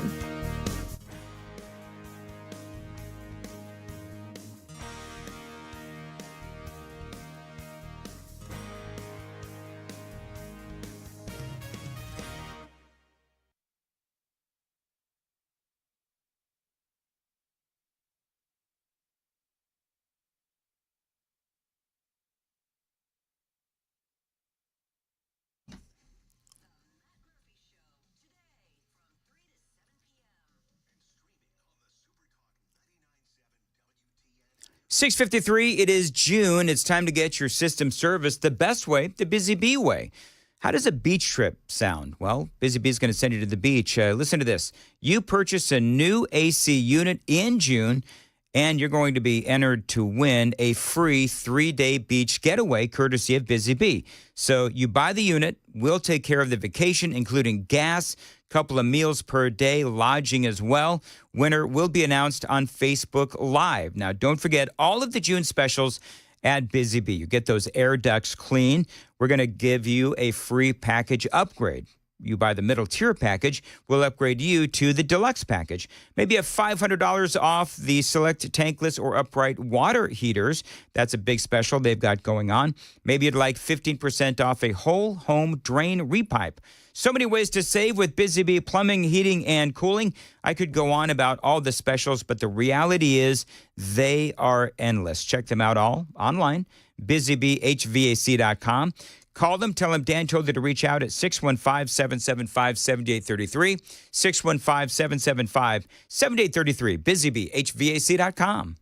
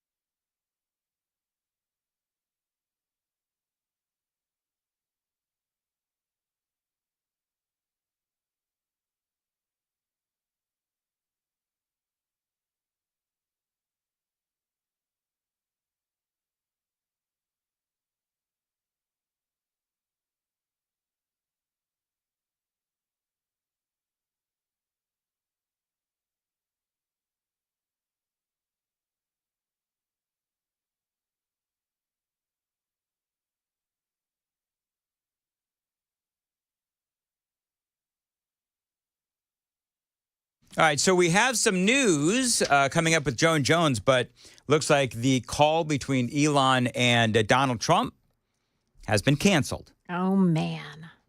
Oh, man. So, but Donald Trump has been posting on Truth Social. He's also talking. Is he talking? He talked to ABC News. Did he really? In a phone interview this morning, hours after his blistering exchange, President Trump sounded remarkably unconcerned about the feud, as if it weren't even the most interesting thing that happened on Thursday. He talked to ABC just before 7 o'clock Eastern time. All right. This morning. So about an hour ago, I guess. The reporters asked him, so what about? And he said, you mean the man who has lost his mind? He's not particularly interested in talking to him right now. He said Musk wants to talk, but he's not ready to. All right, let me see if I can find the audio there. Thank you, Joan. And we got a lot more straight ahead on WTN.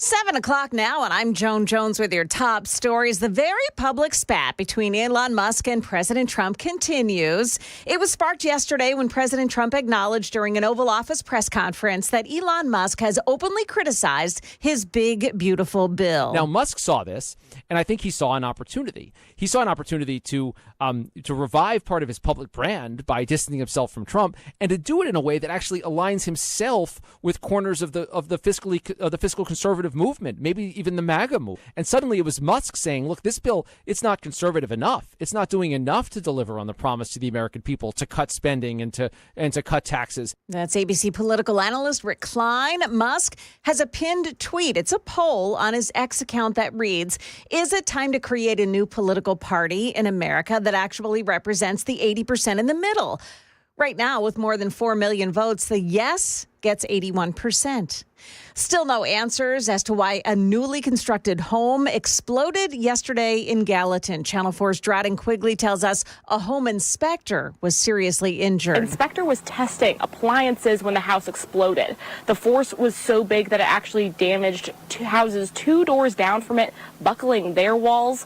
One neighbor actually was the one to help the inspector. She said he came to her driveway and was covered in burns and blood, but was conscious and talking. He's now in critical but stable condition in the hospital. The Gallatin Fire Department has requested assistance from the Tennessee Bureau of Investigation with finding a cause. Road work at BNA starting on Monday at 7 p.m. Crews are beginning shifting traffic onto the new Donaldson Pike interchange. So by Tuesday morning, it should be complete as long as the weather cooperates. Just be aware this could disrupt your drive to the airport in that area. Market numbers brought to you by Beacon Capital Management online at beaconcm.com. Continuing uncertainty over the economy and U.S. trade policy brought a down session to Wall Street Thursday. The Dow lost 108 points to close at 42,319. The S&P ended yesterday down 0.5%. The Nasdaq 0.8%. Tesla shares were down more than 14% amid the intensifying public feud between CEO Elon Musk and President Trump. Delta Airlines is warning that U.S. tariffs could force the Atlanta-based carrier to stop buying aircraft made overseas. That could keep Delta from operating flights that serve about 10 million customers every year. It's back to the drawing board for Tokyo-based iSpace, which was hoping to have an uncrewed vehicle on the moon by now. The Resilience lander, the second ever from iSpace, appears to have crash-landed on the lunar surface Thursday afternoon.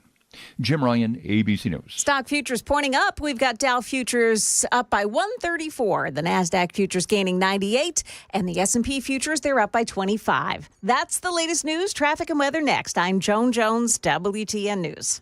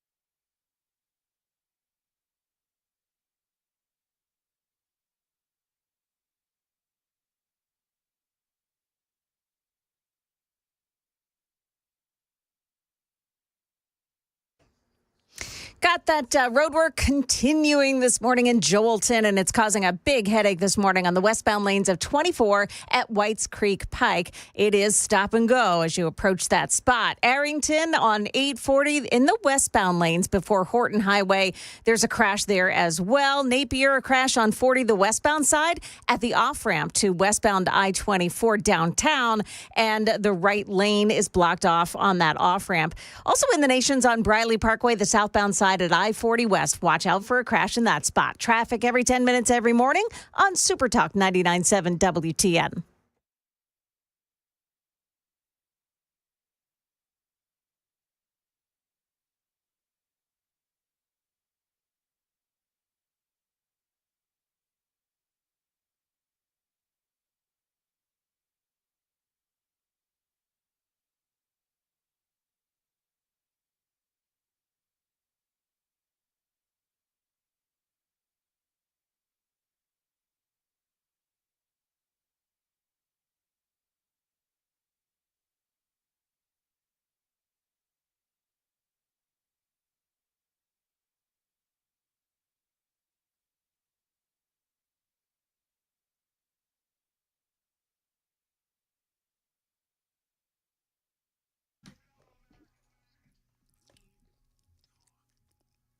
.707 Nashville's Morning News on Super Talk 99.7 WTN. Joan, you were talking about something about the airport.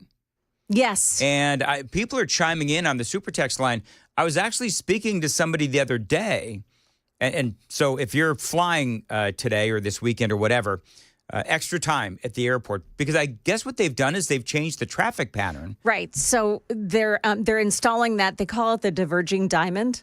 And what they're doing is shifting the traffic onto the new Donaldson Pike interchange. And they'll do it in phases. They'll start on Monday, and they're hoping to have it all done by Tuesday morning of 4 a.m. But, it's weather dependent, and it'll be a little different as you're going out there. So, 2603 says, landed at BNA last night. I got luggage at 5:45 p.m. last evening. Son was picking us up outside the baggage area. It took an hour and a half for him to make that circle around. Whoa. Pick us up and get on I-40. He says, absolute gridlock, ridiculous. He says it took longer to leave the airport than to fly from Charlotte to Nashville. Good Lord. Wow. So how long is this going to be going on? They said that by Tuesday they should have it all completed. But all right, we don't, As you said, weather dependent, because we've got all Yes. this rain that's coming and so forth. Yeah.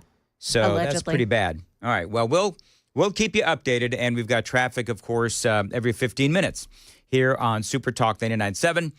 So we have some breaking news. We just spoke about this here in the last few minutes. There was supposed to be some sort of a call between Donald Trump and Elon Musk that actually now is not going to happen.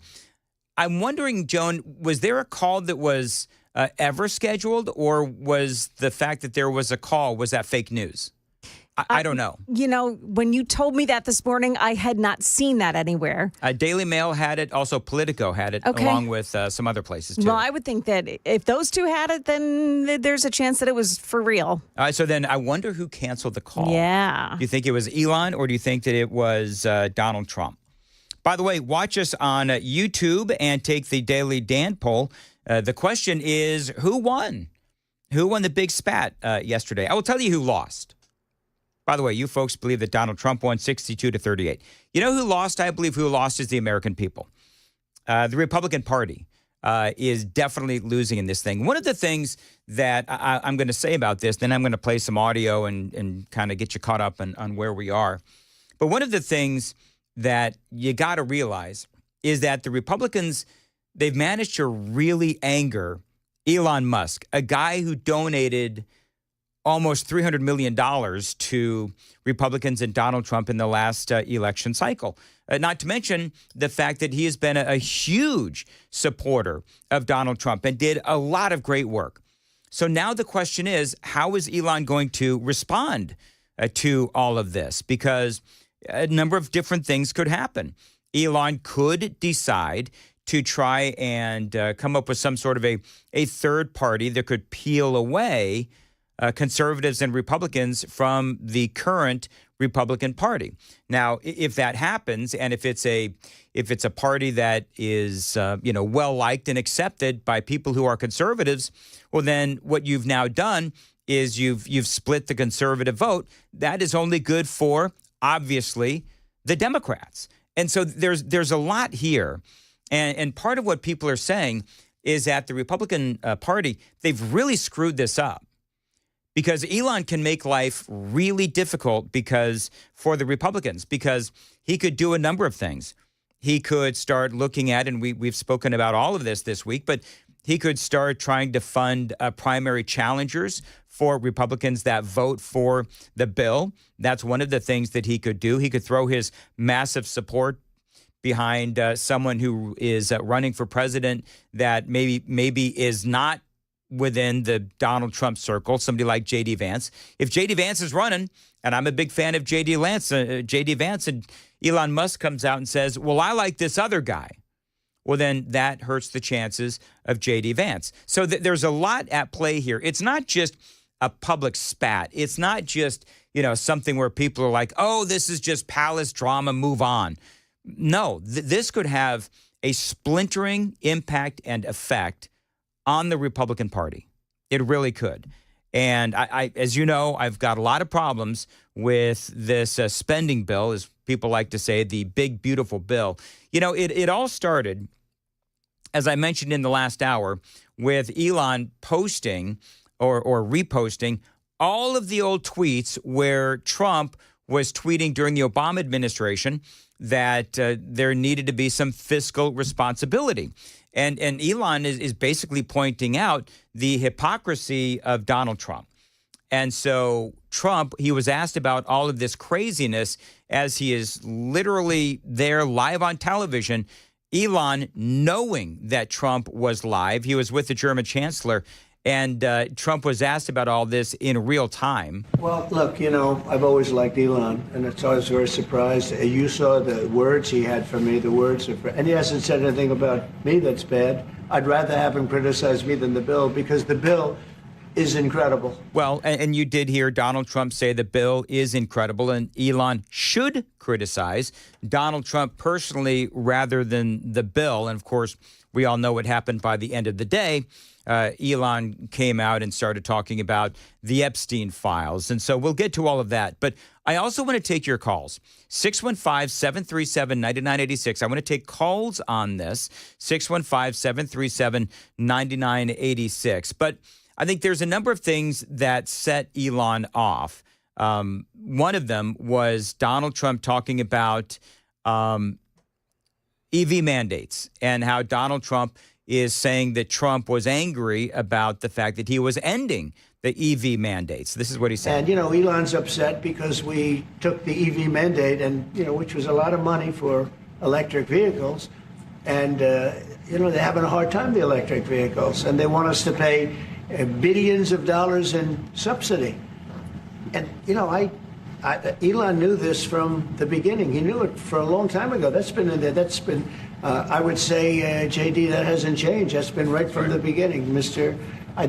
Secretary. That hasn't changed at all, right from the beginning. So he's accusing Elon, who, of course, owns the biggest electric vehicle company in the world, of being angry because Trump taking away the EV mandates that, of course, Joe Biden put in place. And Elon is on record as saying many times, actually, that he is against government mandates and the subsidies for electric vehicles. He's all for the free market. And so Elon is been saying that he's against any kind of mandates. And so he came out and he said, oh, no. I'm for free market principles. Elon, again, all of this happening in real time, saying whatever. Keep the EV solar incentive cuts in the bill, even though no oil and gas subsidies are touched. Very unfair, Elon says. But ditch the mountain of disgusting pork in this bill. In the entire history of civilization, Elon says, there's never been legislation that is both big and beautiful. Everyone knows this. Either you get a big and ugly bill or a slim and beautiful bill. Your phone calls will be coming up next to 615-737-9986. Dan? 9986. I have some breaking news. This is a breaking news update on Super Talk 99.7 WTN. News Channel 5 has found the zebra. I'm watching right now on its Facebook page. Really? And they have located the zebra near Interstate 24. Now, I'm not sure exactly where this is, but they've actually seen him. He was in an open field, and they watched him go into like a grove of trees pretty close to the interstate, by the way. So, they're tracking it right now. They're up in the air. So if people are driving on 24, where is that? Do you know? I'm looking to see if I can. So I've been trying to listen to them and listen to you at the same time. I'm going to look here and see if somebody else has. They say they saw it on the Facebook feed. Got a message from them a couple of minutes ago. Yeah, I'm still looking at exactly where this is. Yes. But I will find that out for you. Somebody get a helicopter up. That's what we need to do, Joan. They do. Get a helicopter up. That's how they know. They have a helicopter up in the air, and they're able to see him. They've got a helicopter They've up. got Okay. News Channel 5 has a helicopter up there. Okay. And they've watched him go into the woods. Yeah. And it's pretty darn close to the highway. So Okay. I'm going to keep on this, and I'm going to find out exactly where they are so that we all know. Kenny says it's in Christiana. Christiana, okay. That's what he says. There you go. Let's So, see yeah, here. they're watching it, and they're trying to get some people there real quick to see if they can get him contained in some way and get him back home. Remember, don't approach the zebra. The zebra's mean, the zebra's scared, and quite frankly, the zebra's a little annoyed with all of us. I think so, too. So there you go. All right, we're going to keep on that. We'll find out more. I can't believe you went all breaking news sounder Oh, for that. absolutely. Come on, this is the biggest news of the day. All right, very good. It is 7:16 on WTN. Time to check the roads on WTN.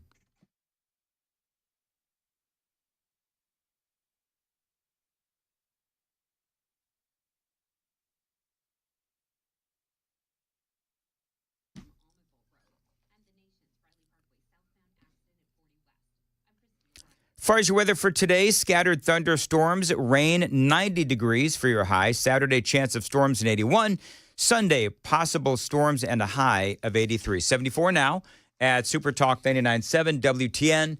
And Sherry has some comments on Elon versus Trump. Sherry, go ahead. Hi, good morning. Thanks for taking my call.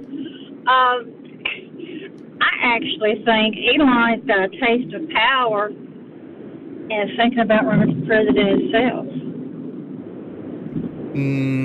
I don't know. I would say this, Sherry, is I don't believe that. Well, number one, it can't run for president. But number two is, do you know the kind of pay cut he would have to take? Although Donald Trump did it too. And Elon Musk, of course, absolutely loves America. And he also is fiscally conservative. I think part of what's going on with Elon is that he's somebody who has always done things his own way. And I'm not knocking Elon, but he's always done things his own way.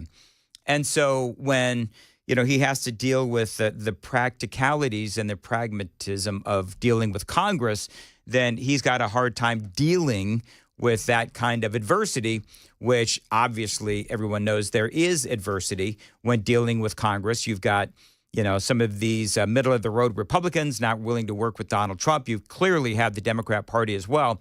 And that's something that we've all talked about. And it's something we've all discussed is, yes, the Republicans have the majority in the House. The Republicans have the majority in the Senate. But that majority is really slim. And so it's difficult for Trump to do everything that he wants to do because the majority, number one, it is so slim. And even though the Republicans have a majority, for example, in the House of Representatives, you have a lot of these Republicans who are in Biden-friendly districts, if you know what I mean. And so they're not always going to be on board with what Donald Trump wants. And the Freedom Caucus, the fiscal conservatives and all of that. So Trump is trying to, honestly, he's trying to juggle chainsaws in trying to get this legislation passed. And of course, the Senate is a whole nother story as well. So there is a lot to this that I don't believe that Elon actually, even though I like what Elon is saying about, spending too much, adding to the deficit, adding to the debt, there's a lot of things about politics that that Elon, I believe that he doesn't quite understand because he's always been a businessman who is able to just go in and break things and do things the way that he wants them done. But Donald Trump's world is that he's got to deal with Democrats. He's got to deal with squishy Republicans as well. Star is in Antioch on WTN. Star, thanks for calling in. Hey, good morning. So I'm like everyone else here watching the Clash of the Titans and trying to figure out exactly what's going on. It seems like it came on relatively, suddenly.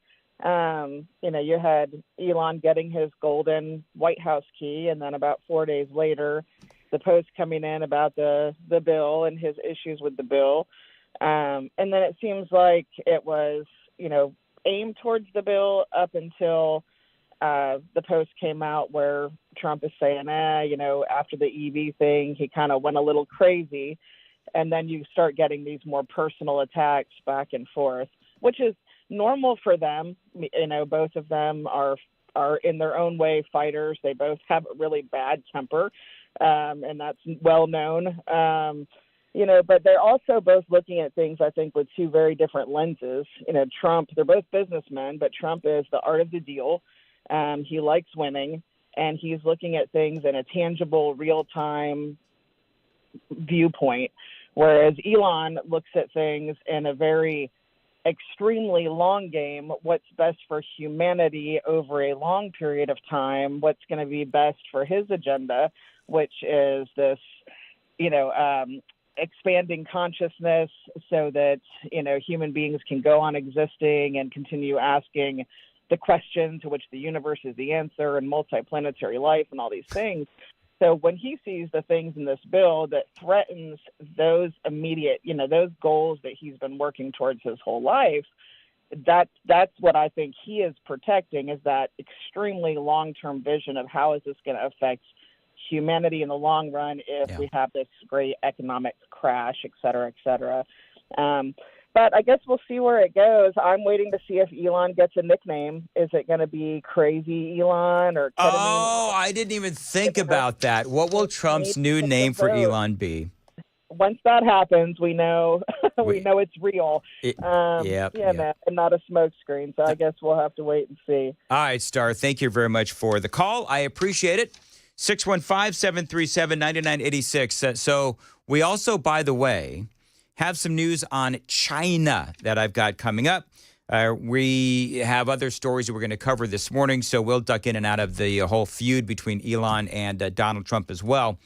By the way, I got everybody's yelling at me to go to a break. Is there anything going on with the Ed, the zebra? Yeah. Joan, what's going on? I know. Is there anything new from the last 10 minutes? From the last couple of minutes? No. He's still in a wooded area near Christiana, off of I-24, all right, as far as we know. And they've had helicopters out there, so they've actually had eyeballs on him. Run, Ed, run! No, don't run near the interstate. Run away. Yeah, run away from the interstate. Yeah. I'm rooting for Ed to be free. Yeah, for sure. Free Ed the zebra and rename him Zeke. rename him Zeke. Whatever. 7:24, and Joan Jones has the news at 7:30. Joan. Yeah, so Channel 5 is the one that spotted the zebra, and they're telling us more about where he is and how they plan to get him. We've got that coming up for you as well. And why Tennessee Bureau of Investigation has jumped into the search for a missing man out of Louisiana. That story also coming up here at 7:30 on Super Talk 99.7 WTN.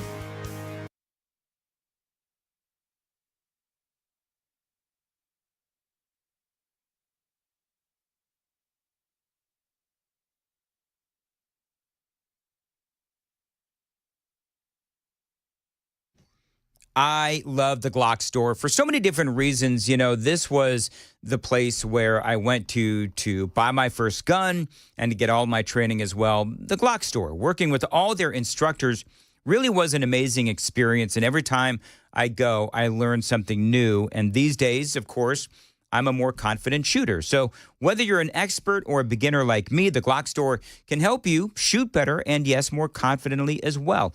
I love the Shoot 270 indoor ranges. They are unmatched in Middle Tennessee, And again, so are these instructors. You can learn to shoot around corners in the dark while moving or running around, or as we like to say, real life situations. Now go to their website, shoot270.com. Watch the videos for yourself. I believe that my shooting video is still up. And then you can sign up for your own training as well. If you need a gun, if you need some accessories as well, check them out online or in store. It is Glockstore.com, Glockstore.com, shoot270.com.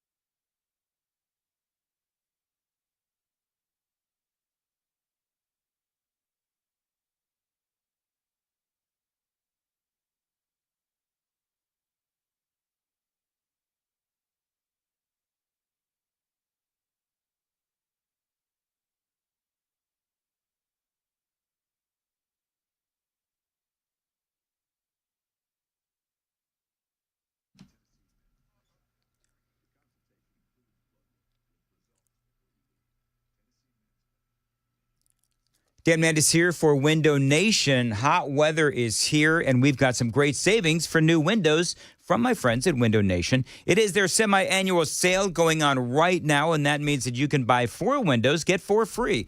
And you buy a whole house full of windows, you get a free entry door from Window Nation. So you save on the purchase, you save on the install, and you save for years to come because Window Nation's windows are energy efficient.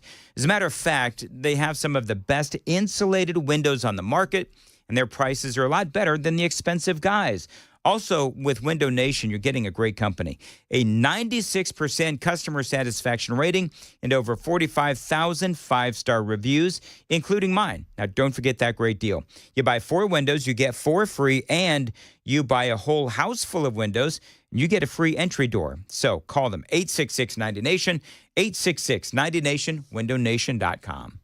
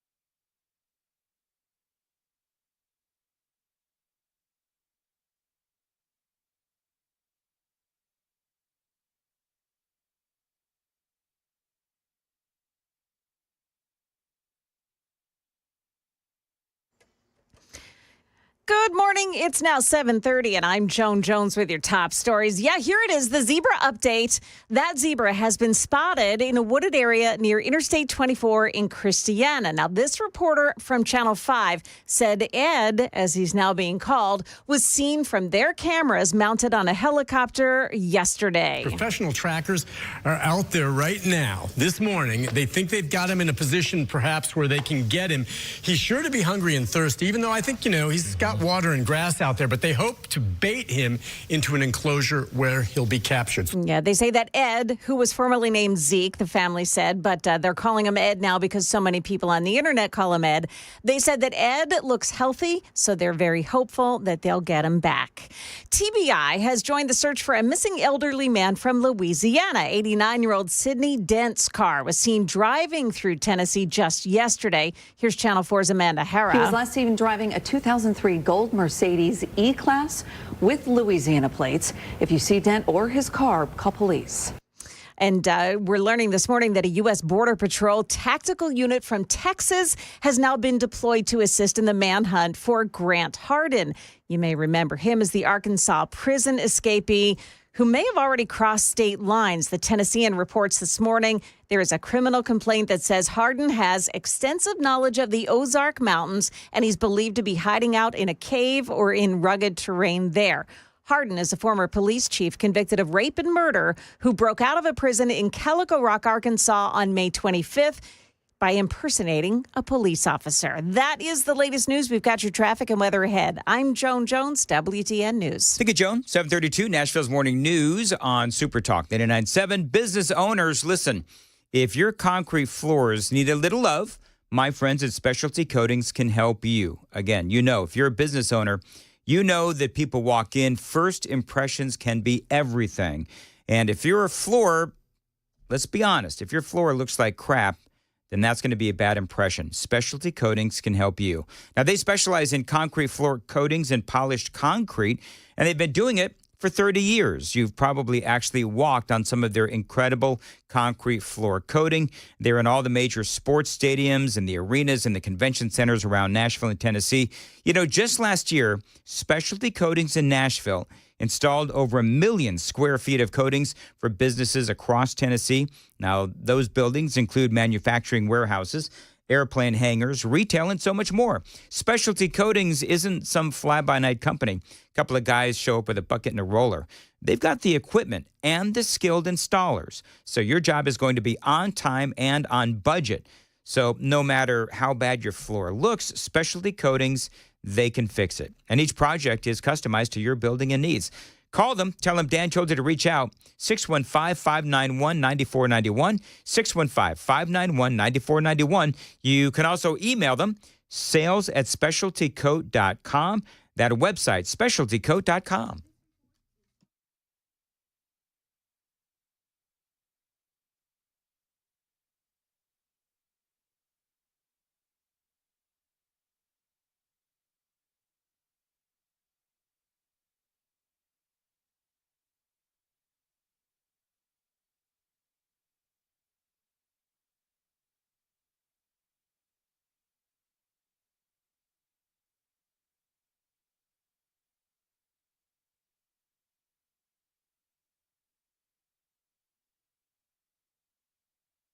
Dan Mandis here, Mark Spain Real Estate. 734, the guaranteed offer for Mark Spain Real Estate is the easiest way to sell your home. You can save time, make the most money, and eliminate all the hassle when selling your home this summer.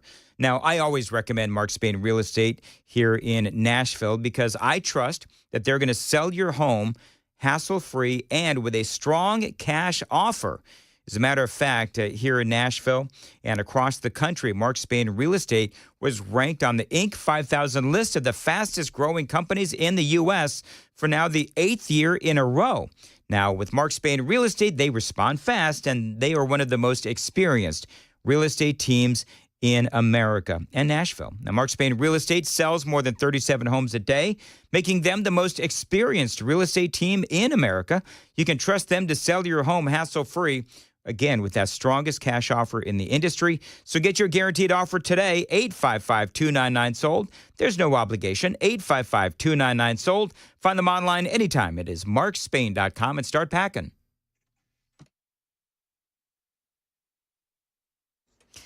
Bunch of trouble spots now. We have a report from Tim on the Super Text line who says there's an accident on Lebanon Pike just before Spence Lane, and one part of each lane the accident is in one part of each lane, so that's causing quite a delay. Bells Bend, Ashland City Highway at Old Hickory Boulevard. There's a crash there involving some injuries. Still working on that road work this morning in Jolton that has things a mess on 24 westbound at Whites Creek Pike, and a crash in Arrington still being worked on as well. 840 westbound before Horton Highway. Watch yourself on 440 westbound at Hillsborough Pike, 21st Avenue. There's a crash there that takes out the right shoulder. And one more, it's West End Avenue at Louise Avenue. That one involves injuries as well. Traffic every 10 minutes every morning on Super Talk 99.7 WTN.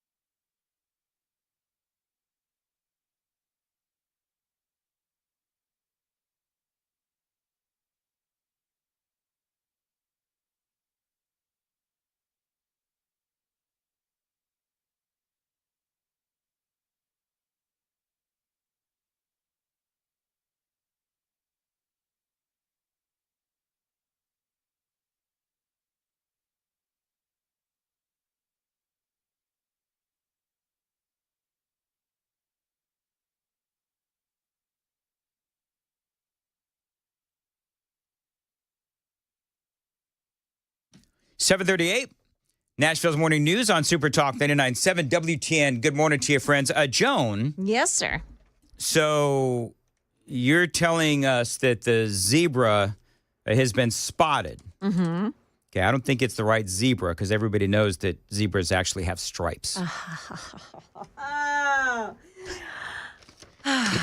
Lord, help us. Okay, you know what? I would love to take credit for that really bad Dan joke. But we know somebody gave it to you. Chris Hand. Did he really? Chris Hand. Chris Hand actually is one of my favorite people ever. So Chris sends me a text and he says this at 7:32. Joan said the zebra was spotted. They must not have the right zebra. Everyone knows zebras have stripes. And then he says in parentheses, that's the Dan joke I picture you saying in my head. So there you go. Chris Hand, everybody. And you didn't even have to give him credit because I didn't, actually. He gave it to you, yeah. Mm-hmm. It's exactly right. Yeah. So you're going to keep us updated on the zebra. We got breaking news all over the place, right? Because they're looking for Ed. And I'm just saying, like run, Forrest, run, Ed, run. and don't let them get you into, lure you into that cage or whatever it is that they're trying to do. Because I think that Ed deserves to be free. But Ed's got a chick back in the stables. Listen, you don't know why Ed left. He might have been, being nagged by the other zebra, the chick zebra that is in there, and maybe he's like, you know what? I just got to run free. I got to get away from this nag, which is of course isn't a nag like a what do you call it? Is that a? Never mind. Is it a nag like a female horse? Am I wrong on that? I don't know. I can look that up for you. I may have just stepped in it. I'm not exactly sure. All right, so that's number one. Oh, here you go. A nag can refer to an old, inferior, or worthless horse, particularly in a slang context. I was actually right. Yes. About something slangy. Wow, that's really weird. The stars must be in alignment. Wow. Anyway, also we do have the breaking news that Donald Trump and Elon Musk, Trump is pulling they're not going to speak. Trump is pulling a total power move.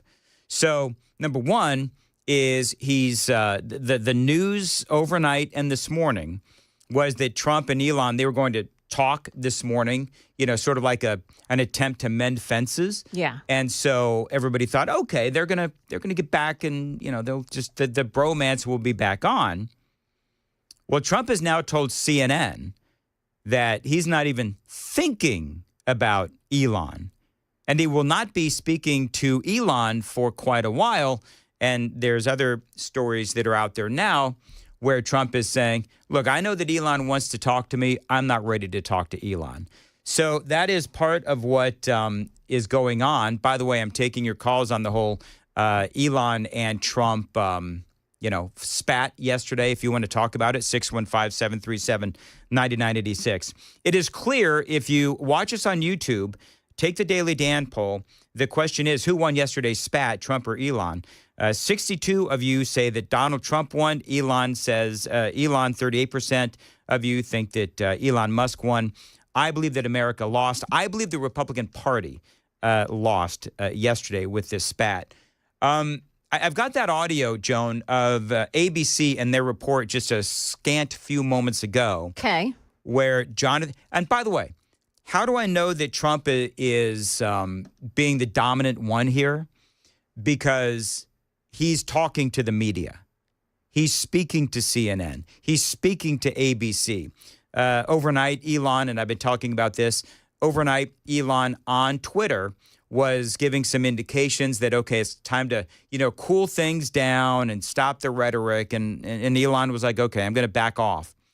Trump this morning is being the dominant one, and it's like he's dismissing Elon Musk. Now, headline here from ABC News. I need some audio. Trump tells ABC News, again, just moments ago, that Elon Musk lost his mind and is not particularly interested in talking to him. This is George Stephanopoulos and Jonathan Karl. You call the president on his cell phone at 6:45, he picks up. Yeah, he picked up. Look, there's been reporting out there that the White House is working to put together a call between Elon Musk and Donald Trump to broker some kind of peace. I asked Donald Trump about that. He said he's not particularly interested in talking to Elon Musk. He said Elon wants to talk to him. He's not ready to talk to Musk, who he called a man who has lost his mind. They have a lot of leverage over each other. Oh, there's no question about that. Look, Elon Musk, obviously the richest man on the planet, the biggest Republican donor in the history of Republican donors. But this is, in many ways, contracts with the government. Yeah, but this is asymmetric. I mean, Donald Trump, to use his phrase, really holds the cards here. Donald Trump could do severe damage to Elon Musk if he were to go vindictive. And he's been remarkably restrained. There's been remarkable restraint from Donald Trump. I mean, look, Elon Musk went nuclear. You're talking about his impeachment, talking about tying him to the world's most notorious sex trafficker, all of this, and Donald Trump has been restrained. But I think Trump has been restrained. Like, if you think about it, Joan, when, and Jonathan Karl is right, where if you're Elon Musk, once you throw down Epstein and you agree that Donald Trump needs to be impeached, then, I mean, there really is no going back. So I do understand why it is that Trump is, deciding not to speak to Elon Musk. But the thing is, Trump can go two ways. And this is, do you know what Trump's doing? A power move? Yes. Yeah. And don't feed the trolls. Yeah. That's what Donald Trump is doing. And it really is amazing to see that Trump is just blowing Elon off and saying, whatever. He could go after the government contracts. He could announce criminal investigations into what Elon Musk was doing on Doge. I mean, you've seen Steve Bannon suggest he could use the Defense Defense Production Act to try to seize parts of SpaceX. I mean, there's a lot Also that called Donald for him Trump to be deported as well. Yeah, he also called him being deported. So look, Elon Musk is very powerful. He's also a very big target. One of the other surprising things here, it took several hours for the vice president, J.D. Vance, to weigh in here. He's usually on social media all the time. He's on social media. He's got a hair trigger on this stuff. He was silent for 8 hours while Elon Musk, somebody who has been very close to J.D. Vance, Even went before after Trump. Yes, they were allies before he was his running mate. And then when J.D. Vance finally came out, what did he do? He didn't hit back at Elon Musk. He didn't really defend specifically, none of it, Donald Trump against those charges. He said, I stand beside Donald Trump. Yeah, the tweet that J.D. Vance sent out, President Trump has done more than any person in my lifetime to earn the trust of the movement he leads, and I am proud to stand beside him. There's a lot of different angles and ways to look at this, and we've covered all of them this morning. You know, is this a conspiracy theory? Is this a way to force the Epstein files to go public and get the Democrats, by the way, to demand the Epstein files to be released, which would be the first time ever? There's a lot of different ways to look at this. We'll continue. By the way, some of your calls coming up, 615-737-9986. Time to check the roads on WTN.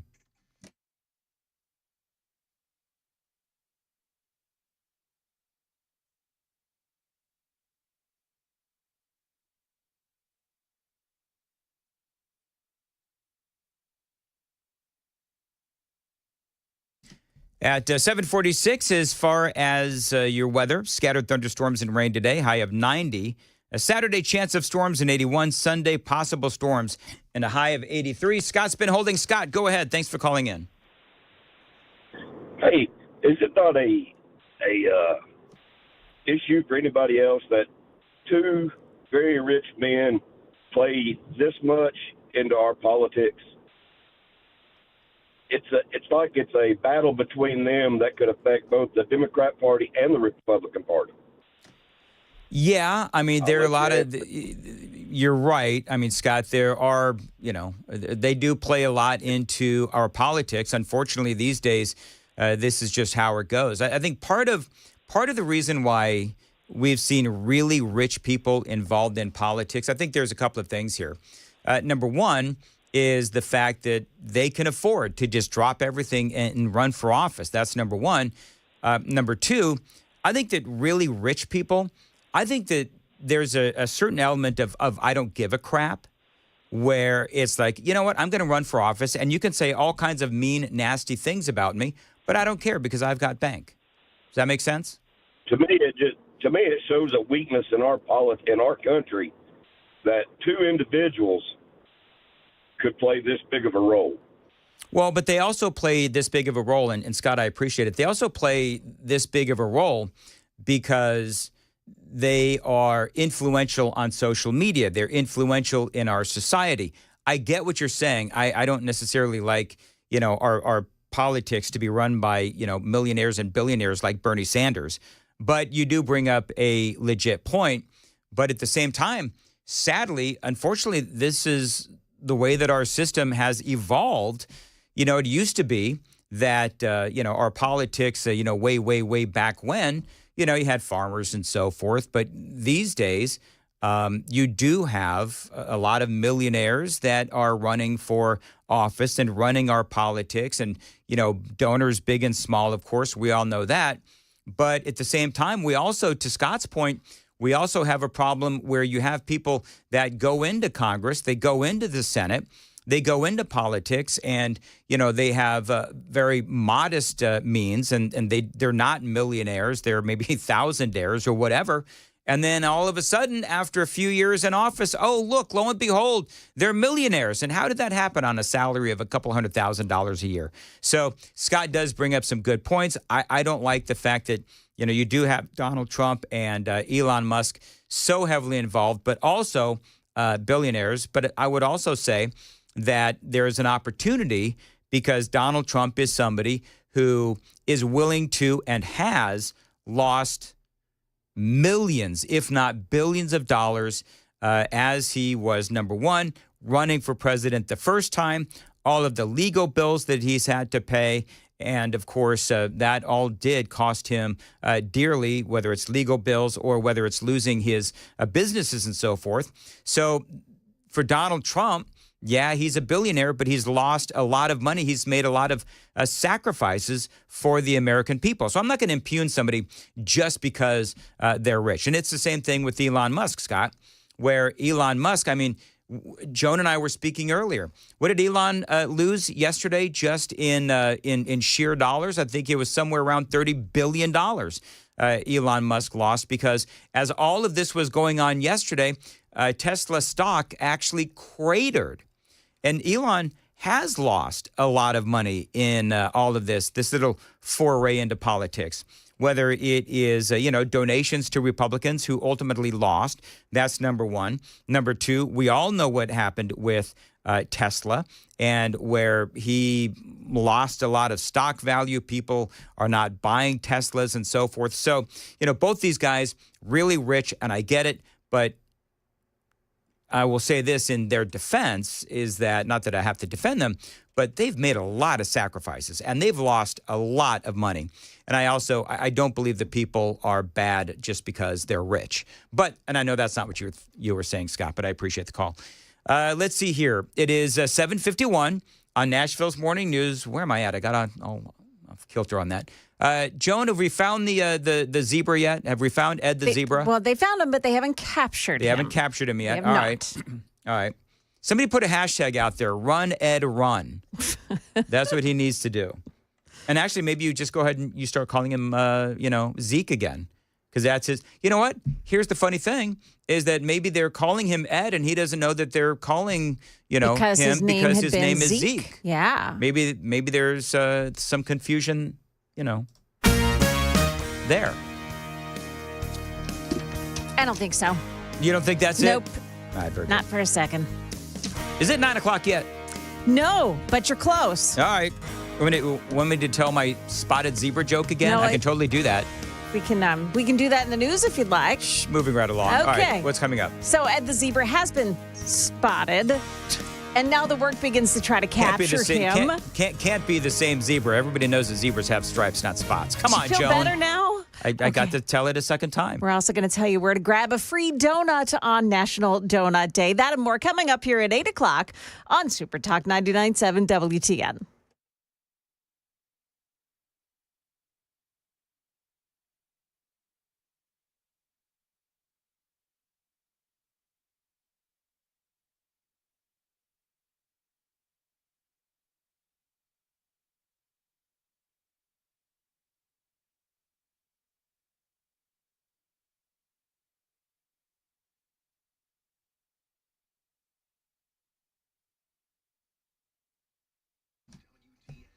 $7.53. If you're maxed out on credit cards, my friends at Loan Pronto can help. If you're struggling with high interest debt, you could pay it all off in days with Loan Pronto's Rapid Equity Loan. You can get cash out right now thanks to Loan Pronto without touching your low rate first mortgage. No appraisals and no waiting, and as they like to say, no BS. The Rapid Equity Loan program at Loan Pronto, it is amazing.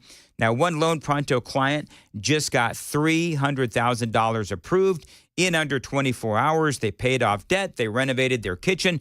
They cut their monthly expenses by $1,800. Folks, that's a huge turnaround, and Loan Pronto can help you. Instant approvals, low rates, and no hard credit pull up front. Listen, your home equity is yours, and you should use it. Get cash to consolidate your debt down to one easy, low monthly payment. Call them 615-499-5780 to start that conversation.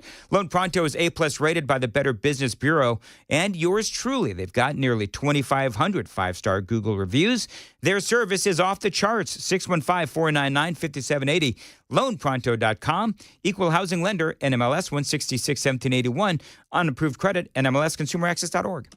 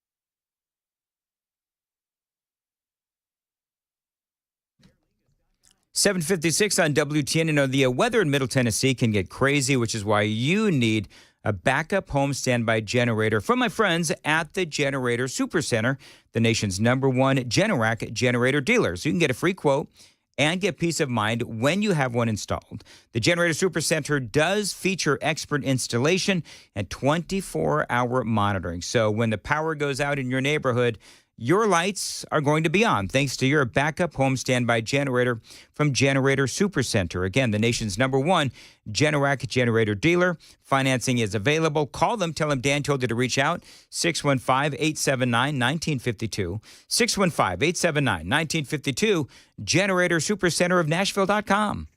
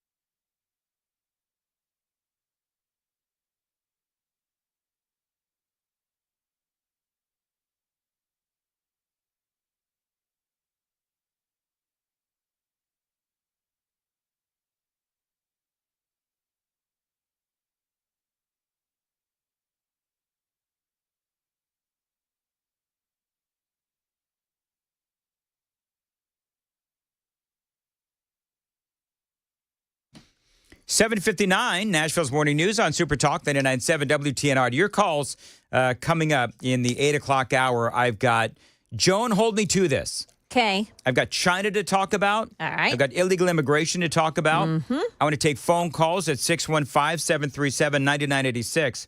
And Joan, you and I, probably more me than you, being chastised in the chat on YouTube because the consensus is that Ed or Zeke's name is actually Zippy. Oh, come on now. Listen, that's what I'm being told. Zippy? What? Zippy. What would Zippy? Why Zippy the zebra.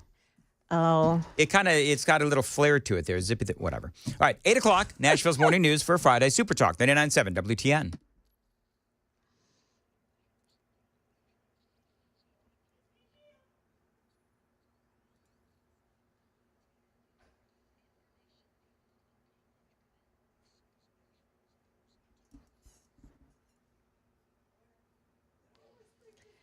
Good morning. It's now 8 o'clock. I'm Joan Jones with your top stories. Got to let you know about a closure this morning. It's in Murfreesboro. Northbound Broad Street between Old Fort Parkway and Medical Center Parkway.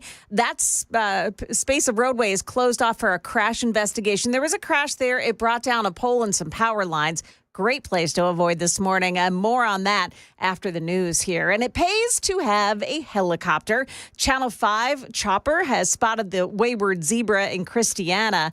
And this is from their live feed this morning on Channel 5. Sightings of the zebra for the past 4 days, and that raised some concerns that perhaps something bad had happened to it. But again, I can confirm from both the zebra's owner and a professional tracker I spoke with that the zebra was spotted yesterday in Christiana in that area and looks to be in good health in a wooded area. Now, Channel 5 also saying that there are professional teams now deployed to that area right off I-24 where Ed the zebra was spotted by their chopper, and they're hoping to bait the zebra with food and water. We'll keep an eye on any new developments. Other news of the day, the Tennessee Speaker of the House is asking Mayor Freddie O'Connell to rescind that executive order for public tracking and reporting of any interaction with federal immigration enforcement agents. Cameron Sexton saying online that individuals are harassing and interfering in the lawful duty of the agents, and it's putting them in danger. One person is in critical but stable condition this morning following a home explosion and fire in the subdivision near Lynn Cove in Gallatin yesterday. Channel 4 reports the inspector had reportedly been inside the home testing appliances during a final home inspection of that newly constructed house. Gentleman come up, obviously very burnt, needing help. So I called 911, look over and seen the house in flames. Other neighbors say that they have all just moved into that neighborhood, and now they want to have their gas stoves checked for possible leaks. It does not appear that the feud between President Trump and his former presidential aide, Elon Musk, will thaw anytime soon. ABC's Washington correspondent Jonathan Karl says he actually called President Trump's phone at 6:30 this morning, and the president picked up. Trump told me he has no interest. He's not particularly interested in talking to what he called the man who has lost his mind. So I wouldn't look for a détente anytime soon. Trump, I have to say, though, he didn't sound particularly concerned about all of this. He wanted to talk about other things, and he was rather dismissive of the whole controversy. That's when he hoped that those two will have a phone conversation today. Appeared to be just that. A hope. This is National Donut Day, so naturally donut shops and convenience stores across the country have deals for you. Krispy Kreme has a free original glazed, no purchase necessary. Sheetz is offering a free donut with the purchase of a beverage. Dunkin' has a similar offer. You can check out your favorite donut shop for theirs. Futures this morning, and we've got about a half hour to go before the opening bell, but futures this morning have skyrocketed after a report that showed U.S. payrolls increased 139,000 in May, and that was more than expected. The Dow Jones Industrials futures right now up 306. That's the latest news. We've got traffic and weather ahead. I'm Joan Jones, WTN News.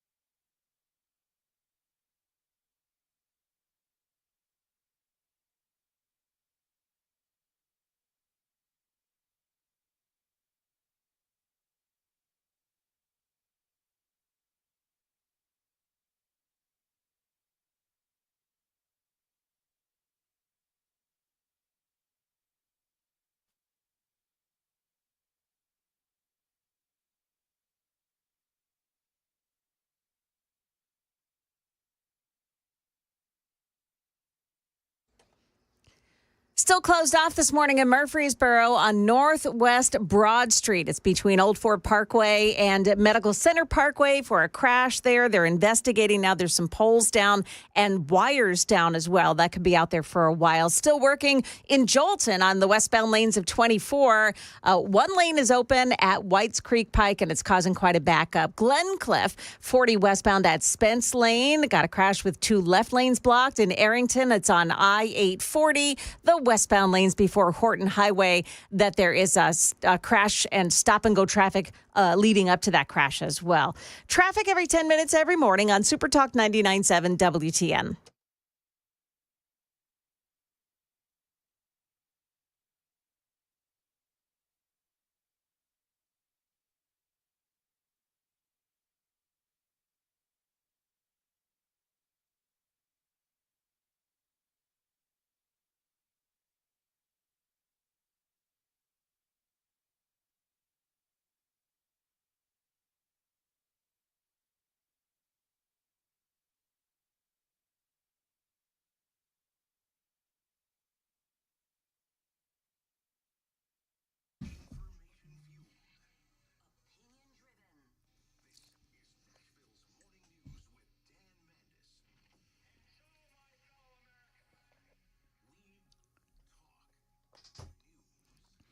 .807 Nashville's Morning News on Super Talk 99.7 WTN.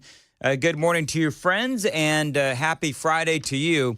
Your call's coming up on Trump and Musk, 615-737-9986. The very latest on that is that Donald Trump has said that he has no interest in speaking to Elon Musk. Of course, it is a total power move. Overnight on X, Elon had given some indication that he was willing to, kind of put down the swords, if you will, and have a discussion with Donald Trump. Trump then immediately, and again, this is all a power move. Trump immediately says, "I'm not thinking about Elon. I'm not ready to talk to Elon. I've got bigger and better things going on." And so that is the latest there. And the zebra is been spotted. They're looking for him out in Christiana. And 1323, Joan, you'll love this advice from 1323. You ready? I'm actually reading it right now. Yeah, go ahead. Dan, 1323 says, "Enough with your corny and lame jokes about the zebra. You're being a GD annoying geek." By the way, he has the wrong version of your. Well, you tell him, Dan. And Did you see what I responded? You said, "Hey, 1323, you're showing your stripes, LOL." And I used all the right yours. You did. You Yes. did use all the right yours. All right, very quickly, because these folks have been holding on for a long time. Kyle's on line 1. Kyle, go ahead. Yes, good morning. Thank you for taking my call. I'd just like to know the aircraft carrier, the USS Donald John Trump, when is it going to be christened? I mean now, like with the latest, the greatest, the technology and everything. I love that. Okay. All right, thank you, Kyle, very much. I appreciate it. They got to name an aircraft carrier after him. They do. Yeah. You hear the whole thing about renaming the Harvey Milk? Oh, I love Chris this. was talking about this yesterday. Yeah. Oh, my gosh. It's so awesome. Let's see here. I don't want to get off on a bunch of tangents. What is line 3? What is your name? Is it Rena? What line 3? What is line 3? Is that Rena? Renee. Renee. Oh, Renee. Come on, guys. Renee, thanks for calling WTN line 3. Go ahead. I'm sorry, I'm still laughing. I got 2 of them in there. Nobody knows how to spell Renee. That's okay. Nobody knows how to spell Renee. Well, to be honest, okay, can I be honest, Joan? It looked like renal. And I know darn right well there's nobody named renal.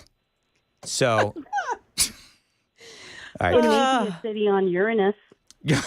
Nah. Okay. Go ahead, Renee. Thank you for calling in.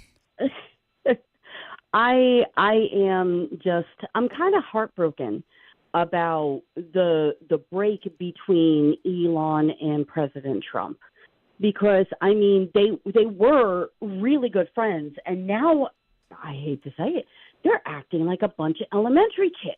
They They're like, I'm are. gonna They're take my ball and go home. they are acting very childish. Yesterday it was, you know, let me play for you real quick. I'm gonna let you continue, Renee, but I want to make sure that I play this because none other than Scott Jennings agrees with you. This was Scott Jennings' reaction.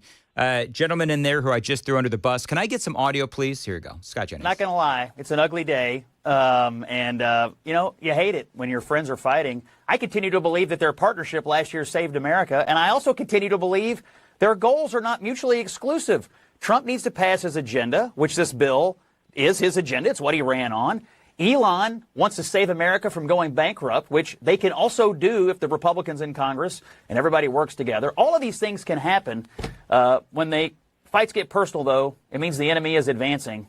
And in this case, it means the Democrats are laughing and advancing. So hopefully cooler heads will soon prevail and the president can get his agenda and Elon can convince the Republicans that the debt is a serious problem. But not going to lie, rough day for the Republicans. So, Renee, you're in very good company. Oh, well, good. I'm glad I'm not the only one that thinks that. I mean, they do need to cut spending. They're spending like drunken sailors. And that's kind of what Trump was doing the first administration. He was still spending. Yep. I mean, he's got great ideas. He's got he's doing amazing on the world stage with India and Pakistan and well, you know, heck, everything's still up in the air with Ukraine and Russia, you know, because they're acting like a bunch of children too. You know, well, and I don't know, Renee. I don't know if you've seen the latest this morning, Renee, and I appreciate the call. I don't know if Joan's been reporting it, but I think you have actually. Russia has attacked all of Ukraine overnight, and I don't know if you've seen the videos, but holy mackerel! I mean, you're talking about massive, massive explosions and bombs. So. Yeah, Ukraine and Russia, they continue out of control. There is a lot going on, and I appreciate the call, Renee. There's a lot going on. There's a lot going on with China as well. I've got some news on China coming up. I want to say hello very quickly to Adrian on WTN. Adrian, go ahead. Yeah, I just want to throw maybe a little conspiracy theory in there that maybe Trump and Elon shook hands before Elon left and said, hey, man, I know people been firebombing your cars and stuff. Let's just act like we hate each other and everybody will start buying your product again. Yeah, you know what? There's people that are saying that. And Adrian, I appreciate the call. There's also people that are saying that the reason that you had Elon throw out the whole thing about the Epstein files is so the Democrats would demand that the Epstein files finally be released. Because believe it or not, the Democrats are now saying, now that Elon has said that the Epstein files do need to be released so that the Democrats can, demand that they be released, and the Democrats can, prove that Donald Trump has been involved in that whole Epstein nefariousness. So there's all kinds of things out there. There's also, and I'm going to replay this audio from I think it was the 6 o'clock hour, where people are saying this whole thing is nothing but a show. The whole thing is like staged. So Megyn Kelly said this to Sean Ryan a while ago after their very bitter and very public feud. Listen to what Megyn Kelly says. And it was really crazy, so crazy, Sean, because I walked out. We agreed, like, we're good. And the last thing he said to me before I walked out of Trump Tower was, Megyn, it's not such a good thing if they're not talking about us. And I was like, oh my God, was this whole thing for show? Like, was he acting the whole time? Wow. To generate buzz? I mean, that's what Megyn Kelly said. And that's what people are saying now. I don't believe so, though, because Elon did drop the Epstein thing. By the way, on the super text line 8507, are you guys not considering that the Epstein accusation could be true? Why not discuss it? I have been all morning long, actually. What Elon said was it's time to drop the really big bomb. At Real Donald Trump is in the Epstein files. This is the real reason they have not been made public. Have a nice day, DJT. Well, So a couple of things. Number one is Donald Trump has already admitted, and yes, I know people are sending me pictures of Donald Trump with Epstein together. He has already admitted that he was friends or acquaintances with Epstein. That's number one. But number two, I don't believe that there is anything nefarious about Donald Trump and the Epstein files, only because I just simply don't believe that if there was something incriminating, we wouldn't have heard about it already. I mean, Donald Trump ran for president once. He ran for president twice. He was investigated by the Department of Justice for any number of things with Biden's administration. I just think that if there was something there, if there was something incriminating within the Epstein files on Donald Trump, trust me, friends, we would already know it. 8:16, time to check the roads on WTN.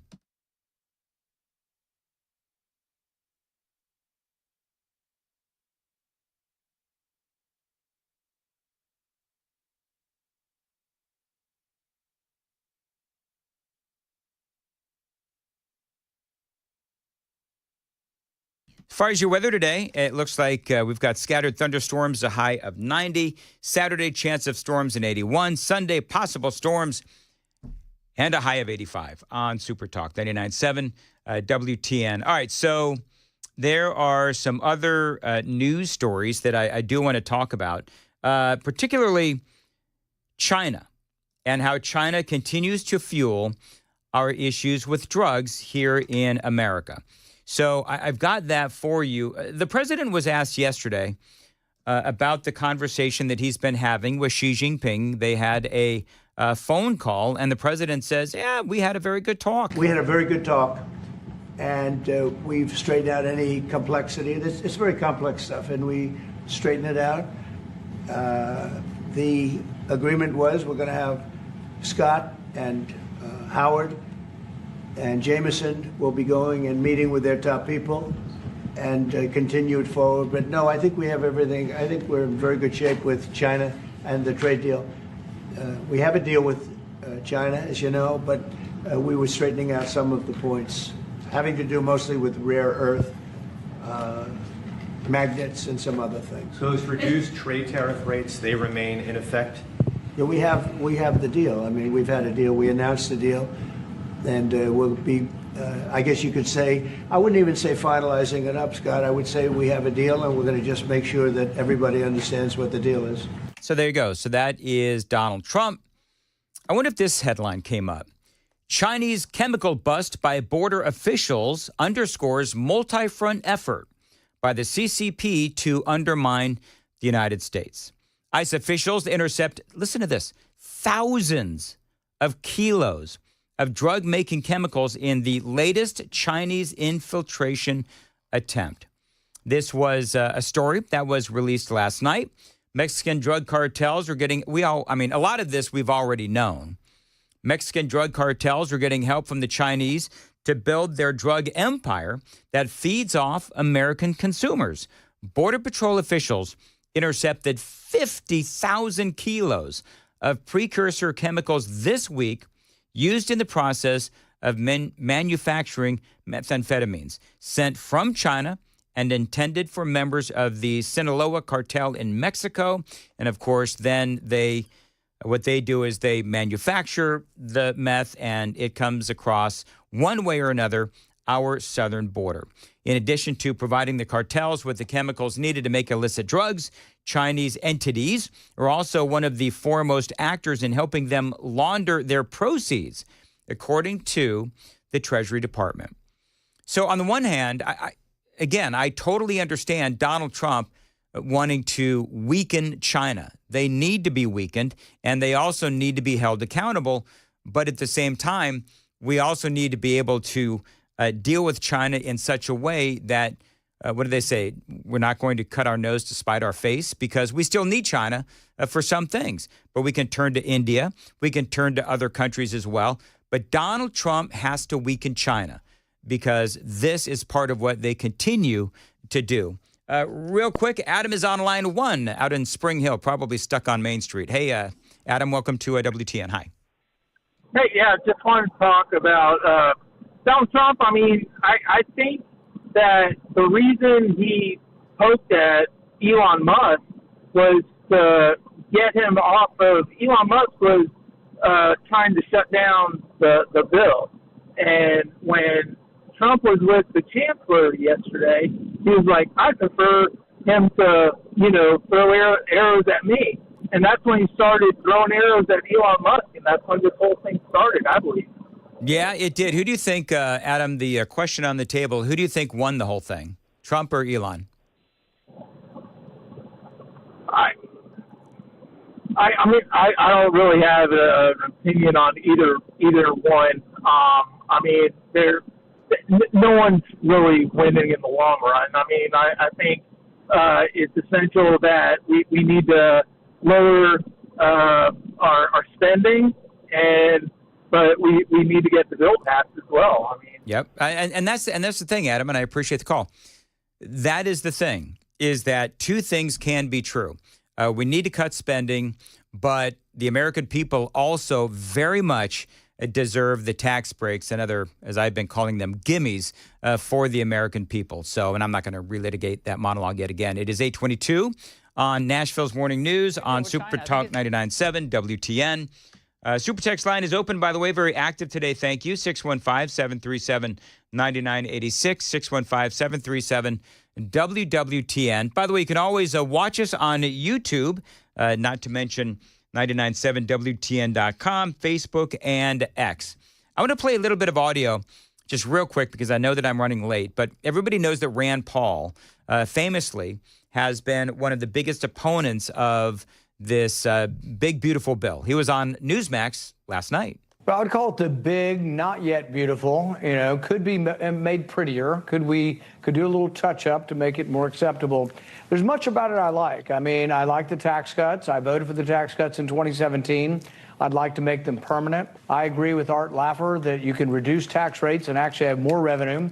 So I don't accept the CBO argument that the tax cuts will add to the debt. I am for spending cuts. I don't think there's sufficient spending cuts in there, but I will work to try to put more spending cuts in there, and I could vote for it if we get more spending cuts in there. But the one thing I can't support is the third part of the bill. That's increasing the debt ceiling $5 trillion.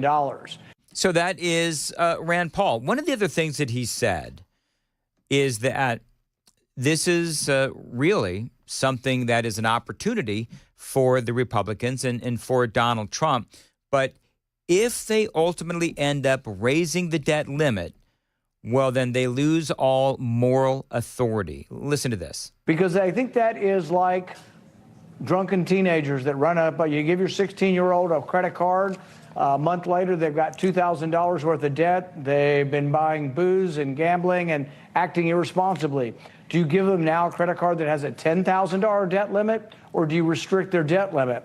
So I think we should put rules and strictures, try to control the spending of Congress by maybe increasing the debt ceiling for a few months, and then see if they can act in appropriate adult fashion to control spending, and then we have the discussion again every 3 months. But what they're wanting to do is raise it $5 trillion, and one thing we know from past history, if you raise it $5 trillion, they will borrow $5 trillion. So it really doesn't become any kind of leash if that's what we give them. Yeah, and by the way, according to Grok, since 1960, Congress has raised, extended, or revised the definition of the debt limit 78 times, according to the U.S. Department of the Treasury.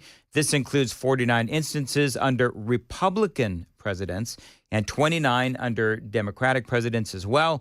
These actions reflect Congress's efforts to accommodate the federal government's borrowing needs to meet existing legal obligations, such as funding programs, services, and interest payments on existing debt. And of course, that has led us to being tens of trillions of dollars in debt and our massive deficit. And in the past, no conservative Republican has ever voted to raise the debt ceiling. In fact, this debt ceiling is such immense proportion that it will be the largest increase in debt ceiling in our history, and it's frankly just not conservative. But I'm just not voting to raise the debt ceiling $5 trillion because at that point, Republicans own the debt. You know, we've always historically blamed the Democrats for big spending and deficit spending, and it was true. It was a Democrat problem. But once Republicans vote for this, realize the deficit this year is going to be over $2 trillion. And if you raise the debt ceiling $5 trillion, it means you're going to be well over $2 trillion next year, too.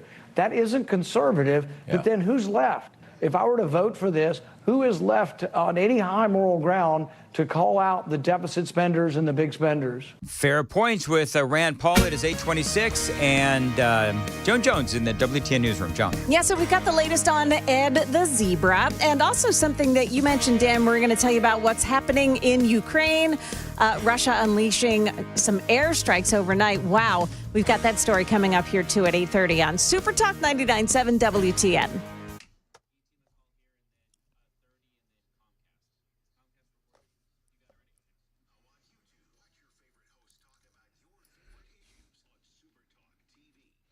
A great Tennessee company that is here for their fellow Tennesseans. Let me tell you about DT McCall's. Great prices, great selection, and incredible value.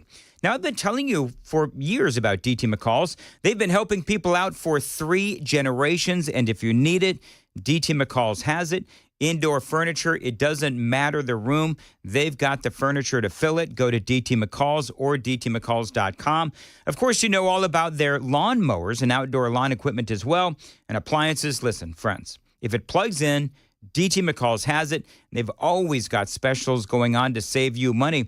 Just look at the front page of their website. You're always going to see specials on the best brands of appliances like washer and dryer sets, dishwashers, and a whole lot more. Now, they've been doing this for over 100 years with a focus on customer service. DT McCall's, if you buy it, they'll deliver it for free and haul away the old stuff. 5 locations across Middle Tennessee: Carthage, Cookeville, Lebanon, Lafayette, and Franklin. Again, always online, dtmccalls.com.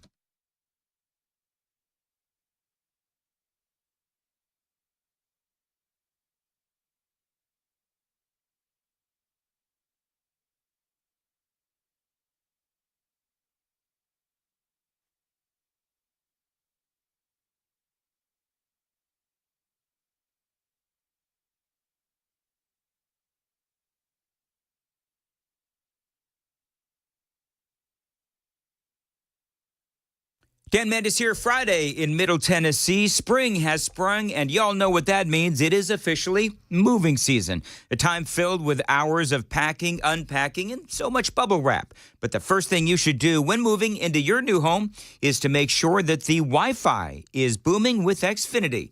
It is super quick and easy to set up, and then boom, you'll have your new home hooked up with the ultimate Wi-Fi experience faster than the time it takes to parallel park a moving truck. Then you'll be back online with the most reliable Wi-Fi with the best in-class equipment from Xfinity. So you can just kick back, relax, and stream your favorite movies and TV shows while someone else deals with all those boxes. Because, with Xfinity, the only thing you'll have to worry about is remembering where you packed the remote. Make the right and easy move with my friends at Xfinity.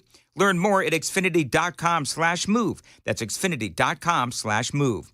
Restrictions apply, not available in all areas. Most reliable Wi-Fi claim based on Open Signal Awards USA. Fixed Broadband Experience Report, August 2024.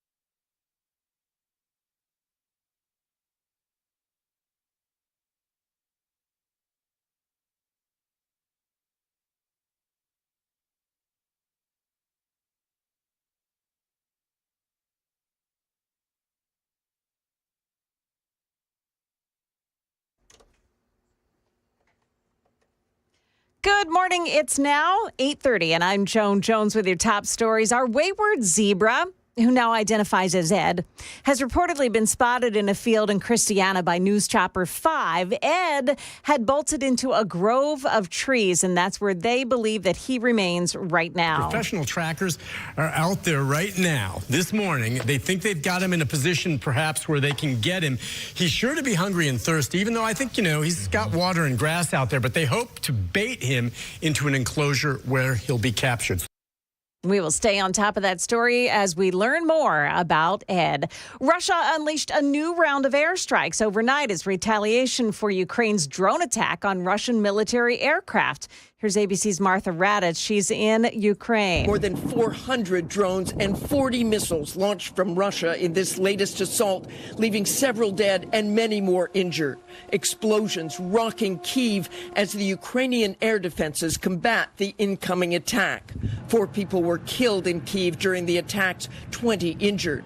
Debris falling on metro rails, and thousands were left without power. The revenge strike comes a day after President Trump suggested to reporters yesterday that it might be best to let the two sides fight it out for a while.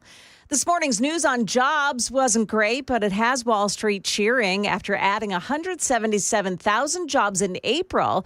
The U.S. economy added less than that, 139,000 jobs in May. That's stronger than Wall Street economists were anticipating for May, but it will drag down the 3-month average of 155,000 new jobs per month. The unemployment rate was unchanged at 4.2%, with increased hiring in the healthcare and hospitality sectors, according to the Bureau of Labor Statistics. That's ABC's Jim Ryan reporting. The Dow Jones Industrials right now starting out 435 points higher. The NASDAQ adding 222, and the S&P 500 index is up 57 points. That's the latest news. We've got your traffic and weather next. I'm Joan Jones, WTN News. Thank you, Joan Jones. Dan Mandis here for USS. I've been telling you for years about United Structural Systems. They are experts in waterproofing, concrete leveling, and foundation repair. This is a great company, and they've helped me several times with my home, and that is why I proudly endorse United Structural Systems. Now, I'm one of 30,000 satisfied customers. I want you to listen to this recent review on Google. The guy says that USS was highly professional. The crew was phenomenal from start to finish, and they treated his home as if they were working on their own. And he gives United Structural Systems 5 stars all the way. Now, USS, they're not going to charge you for any unnecessary repairs, and they're not going to pay you a dime until the work is done, and you won't pay a dime until the work is done and you are a satisfied customer. And they can help you with basement and crawl space waterproofing, basement wall stabilization, and foundation repair. We guarantee our best. Call USS at 615-488-7855, USSTN.com.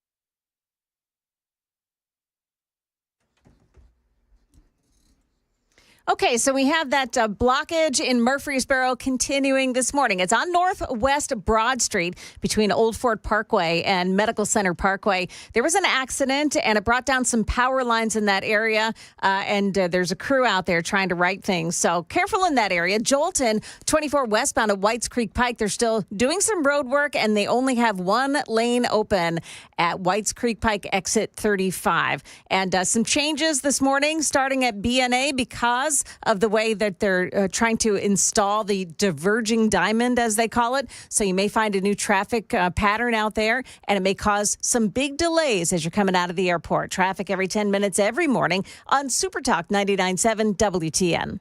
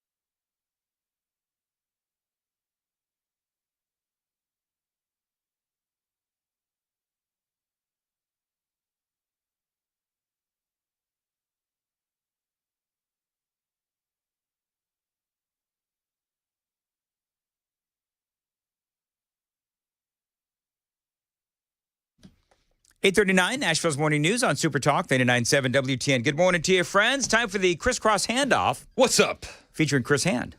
I just got to say, that zebra joke that you told earlier was one of the funniest I've heard you say. Wasn't it just a great joke? It was the best. I don't know where you come up with this stuff. You know what? I don't just, off right there off the top of my head. I love it. I love it. Are you taking credit for something you didn't do? Why, yes, Joan, I am. Okay, just wondering. Credit was given. But I already gave Chris credit. How many times do I have to give you credit? How many times do I have to give you credit? Every time, Dan. Every time? Well, now people that are just tuning in want to know what the joke was. There you go. So I have to tell it again. And in true Dan fashion. In true. So Joan was doing a newscast and said that the zebra was spotted. And I said, well, they must not have the right zebra because everybody knows that zebras have stripes. So this is just some inside baseball for everybody. I've only been doing talk radio for 2 years. So when I listen to Dan or I listen to Murphy, like I listen in the weirdest way possible. I'm like, okay, how does he transition topics and where is he going next? And how does the flow work? And I learn a lot from just listening to these guys. And so in my head, I went, I know where Dan's going next. He's going to a cheesy joke, and it's going to sound something like this. Yeah. And then you didn't. And so I felt like I needed to. Well, I appreciate it. I'm off my game today, Chris. Why? Why are you off your game? You know what? You know why? And Joan can relate to this too.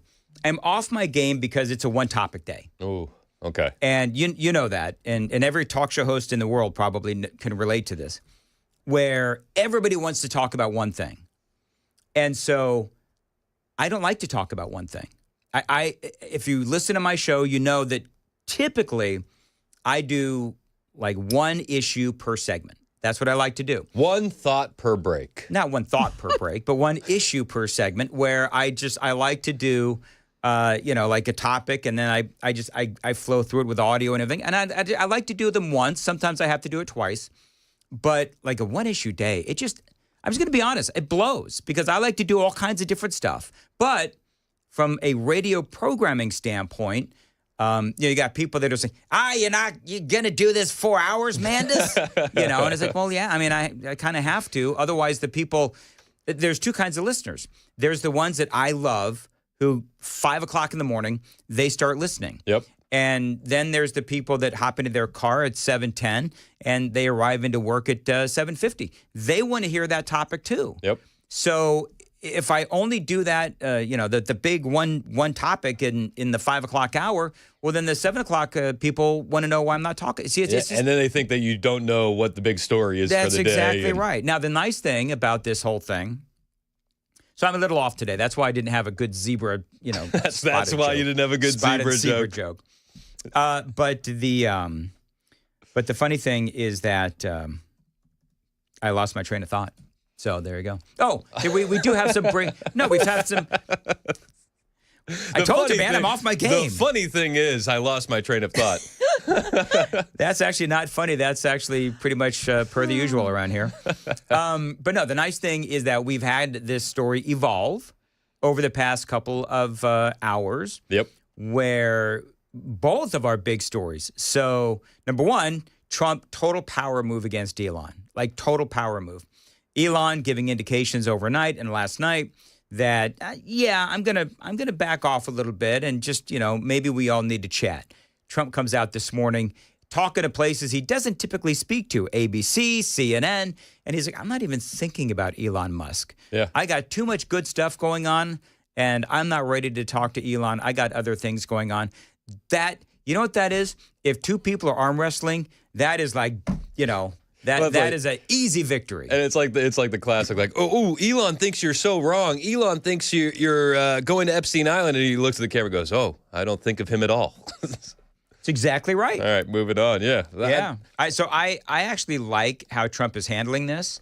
And so I'm glad it's 8:43 on a Friday. Yeah, you're what, 35 minutes away from a hot tub and a dangria. What did I tell you yesterday? What? Oh, you said hot tub, not bathtub. You like that? You like that? Now we have to bring up the bathtub. No, we're not bringing up the bathtub. Did you order the soap? No, I have not ordered any soap from Sydney Sweeney. Have you talked to any soap makers? No, for your oddly enough, my Mandis? phone wasn't ringing off the hook from people wanting to make soap out of my bathwater. I would have assumed that there would have been some eager Amish folks that would have wanted to get in on that cash grab. You know what, Amish folks, if you're soap makers and you want to make some soap out of some Dan bathwater, hit me up. And before you say the Amish don't listen to the radio, I lived in Pittsburgh near some Amish people, and we had neighbors who their car battery would die all the time, and they looked at the security footage and they found Amish kids sneaking into the car to listen to the radio late at night. Really? Yeah. And then they just heard Dan Bathwater and turn it off immediately. Run! Whatever. This is why we think electricity's the devil. KGB doesn't say a thing all day, and then this is what he comes up with. I heard Dan Bathwater. I had to step in and try to just. Mm-hmm. You had to step in. You couldn't help yourself. It was just that just crossed a line in so many different ways. And Zeke is now. Where are you at on the whole Zeke Zippy Ed thing? Because I think the reason why Zeke, the zebra, isn't responding to hey Zeke come here is because they're calling him Ed. Yeah, that's the problem. He identifies now as Ed. Well, how do you know? Have you spoken to Zeke? It's Zeke's truth. that it's That's Ed. exactly right. You cannot deny someone's truth, Dan. Well, how does anybody know he identifies as Ed if he was originally called Zeke? Can I be honest with you? I'm disappointed that they found the zebra. Well, but they haven't captured him yet. I was hoping for a big battle where like somebody hit the zebra with the car, and then we have a huge lawsuit about Tennessee roadkill laws, because then you say, no, I hit that zebra. That zebra's mine now. Oh, can you imagine? That's what and I- then if the that's what I zebra wanted. dies, you can have him put, you can mount him. Mount him, and what do they call that when you stuff You an go animal? go to the taxidermy. Taxidermy. That's Yeah. exactly right. Now, It's an odd spin. Right? Wouldn't that have been way more fun than they found him? Chris, you Oh my worry. God. You worry me sometimes. What? I want to make can't sure. be the only one I that thought you- thought to myself, I hope that zebra gets hit, because then we could have a debate about roadkill laws in this state. I want to make sure you understand. So what you have openly said on the radio is it would have been funner if the zebra dies.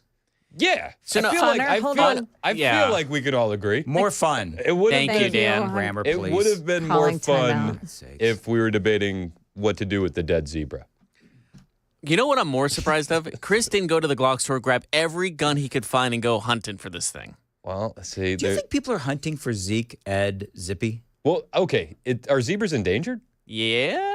Well, Are they endangered? Well, No, I don't think so. No, they're good to go. Yeah. All right, then They frolic. is it zebra season?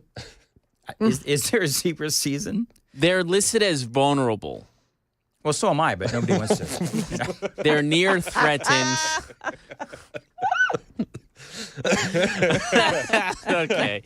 Okay, that was good. Anyway, so yeah, there's a lot of breaking news today. A lot of breaking news. A lot of breaking news there. I mean, we're selling Dan bathwater soon. I take it. vulnerable That's the Dan next thing. bathwater. Listen, if Vulnerable Dan bathwater. That's what we could call the soap. It would be vulnerable by Mandus. Oh, that would sell. Good gift for the kids. Do you, so yeah, we're talking about what is our event? Is it June 16th? June 17th. June 17th. King's Dining and Entertainment. The whole squad's out there. We could have And bath If bombs. only I wasn't in Vegas. You know, we could have the little bath bombs made up. I could. Sure. Vulnerable by Dan. And it just goes, as soon as it goes in the water, it goes, hey. Hey. I could get a little bottles of champagne like thing and There you dump go. out the Yeah. champagne and put some bath water in there. that's perfect. People will be excited. You know what? Maybe we should do a Daily Dan poll. Would you buy Vulnerable by Mandus bathwater? Dan, do you want to know that answer, though? I already know it's no. No, I meant like, don't you? I'll be worried of how many people say yes. I'm positive. My own wife yells at me because I forget to pull the drain up in the bathtub. Even the lovely Mrs. Mandus wants nothing to do with Vulnerable by Mandus. I'm just thinking about the bath ring.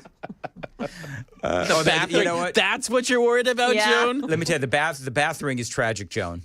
You know, because of all of the cauldron of things that I have in the bath. You know, you've got the Dr. Teal's bath salt. You've got the bubbly stuff as well. And, you know, sometimes, like, for example, on Fridays, I go crazy and I will throw a bath bomb in there, too. Whoa. Like, all Do you have three. one of those things that, Calm like, down, Dan. Such a badass, man. do you have one of those things that goes across, like the board that goes across, where you can put your little flower and your book? That way you can and your read. You candle? can read the All right, new. hold the on. new Glass of independent white biker wine. Jean Hold Pierre. on. I want to know, did my wife just text you, Joan? No. Is that something? Is it a thing? She bought me one years ago. Did she? She did. She bought me one years ago. All right. So Unfortunately, funny. it broke in use, but that's Broken use? It story broke for in use. How another are you day. using this thing? Excuse me. I think Did you we're- read the I told you instructions? things get crazy in the bubble bath. I don't know what to tell you. Apparently, it We might have lost been- the plot. Sounds like it was slightly dangerous. Yeah. Dan's a risk taker. He is. And when he gets out of that bath, I mean, he's it's plugging Rambo, things in and unplugging Terminator, Dan Mandus. And I'm vulnerable as well. Oh man. So when you're on the loose, Dan, are we going to change your name when you're on the loose? Sure, you go right on ahead. Just don't call me Ed or late for dinner. Murphy texted me. Oh, He gosh. said, I thought Dan didn't want to talk about the bathtub anymore. I didn't. And now he's bringing up bath bombs and rings and bleep.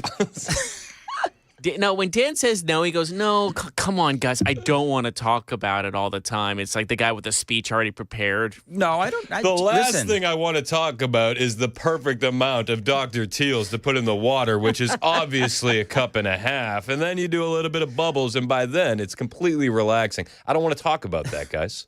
I don't want to bring that up. How much I enjoy. What do you have for this bit, I Chris? think we nailed you. What? What'd you say, Joan? I think we nailed you. Yeah, whatever. Yeah. I didn't have anything for the bit. Dan I do wonder, exposed. after everything between Musk and Trump, do you envision conservatives now buying the sticker that says "I bought this before Elon went crazy" and putting it on the Tesla? You know what? I think that'd be very funny, actually, because that's what Trump said this morning. That Elon's gone crazy. I saw a picture. I saw a picture of someone texting their friend going, "Man, I had libs now scratching my car. Now MAGA's going to scratch my car. Can't win." Everybody's scratching your car. Doesn't matter who. Everyone just hates Teslas now. 4460, lavender or eucalyptus, Dan? Ooh, why not both?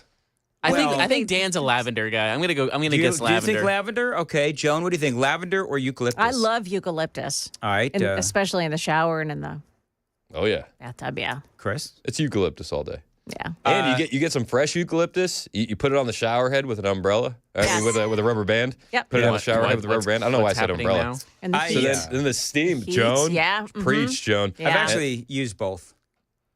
I hope not at the same time. No, not at the same time. They cancel each other out. Every kind of do. Okay. Every bubble bather knows that. Aaron on the text line has a great idea. Yeah. Remember how Murphy and Cameron Smith made a song for you? Yes. Oh, They need to use AI to make a commercial for Vulnerable by Mandis. Yes. Oh my gosh. Matt, get on that right now. We need that tonight. We need it. Yeah, we need it by 3 o'clock. We need it by 3 o'clock tonight. By the way, people are being really mean. Vulnerable. They're calling me the queer Oh my word. gosh. Yes. Queer, Chris, we cannot skip on.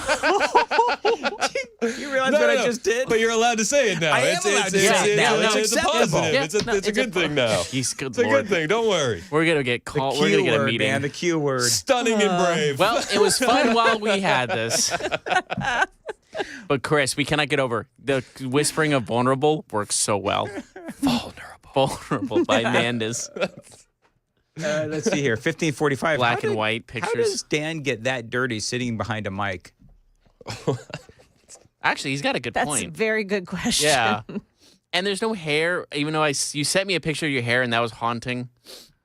Okay, so can we clarify what we're talking about? That sounds a lot like workplace harassment, my man. Dan the other day, middle of the day, sends me a text of him, full head of hair. And it looks, I can't, it's. Wait. It's, Hold on. If I recall correctly, that picture was requested by Jeff. Yes, it was. No, Okay. it was. I just want to listen. But Facts that was matter. a week It ago. wasn't random. He said it to be Facts a week matter. plus later. Facts matter. You That's requested, exactly you right. requested Facts that matter. photo. But it's more of like I can't imagine him with hair. It was just so. It just threw me off guard. Do you know that I've realized that there's now one person who currently works at the station that remembers me when I first got here when I had hair. Not one person. Do you think Is that a good thing or a bad thing? Which version of Mandis shows up in heaven when you die? Do you think that you show up at the gates and you have the full head of hair back? He gets or do to you think that this is how you're going to show up? You know what? To be honest, It's like create a character in video games. He gets to choose. I don't mean to brag, but actually, to be honest, I look better now than I did 15 years ago because I lost a lot of weight and I had the receding hairline and the whole thing. And I also take more baths. He shows up. He shows up at the pearly gates in a bathtub. Hey, Chris, we need you a like get my clip back? of that too. We need an AI of Vulnerable by Mandis and whisper tone. All right, we're running way late. Bathtub ads. Joan, oh, by the way, you got Jack Posobiec coming up. Jack Posobiec is on the show at 9:35 today. We got Monica Page joining us live from the White House at 10:05, and Bo and Gabe are going to be in studio at about 11 o'clock. All right, and Joan? Yeah, we've got some warnings about going to Mexico from the U.S. Embassy. That story coming up here at 9 o'clock on Super Talk 99.7 WTN. 854, Tony from Cabinet Solutions is on the line. Hey, Tony, how are you? So, Tony, of course, he just, redid my bathroom at home. And It's in the bathroom where I have one of the bathtubs. So, Tony, you saw the scene of the crime. My cabinets, though, look great. And, I love what you guys do at Cabinet Solutions. Well, man, I appreciate it. Unlike other cabinet companies or big box stores, your customers, they walk around looking for somebody to wait on them and help them while they're juggling other customers. We're a little bit different, as you know. We're by appointment only. But what that does for us is that gives us the ability to give our customers plenty of time to look around and browse at all the different displays and cabinets that they can have in their house at their own pace. So they can see kitchen displays, wet bars, entertainment areas, vanities, islands, closets, flooring, just much more. They can do everything they need to do. And because we have so many options and price points, we can assist them in finding the most bang for the buck, as they say. All right, Tony, real quick, we're running late. How can people get a hold of you? They can go to mycabinetsolution.com, and they need to fill out the contact form and send that to me, and that comes directly to me, and then I will get back at them. All right, Tony, thank you very much. I love what you guys do at Cabinet Solutions, 856 on WTN.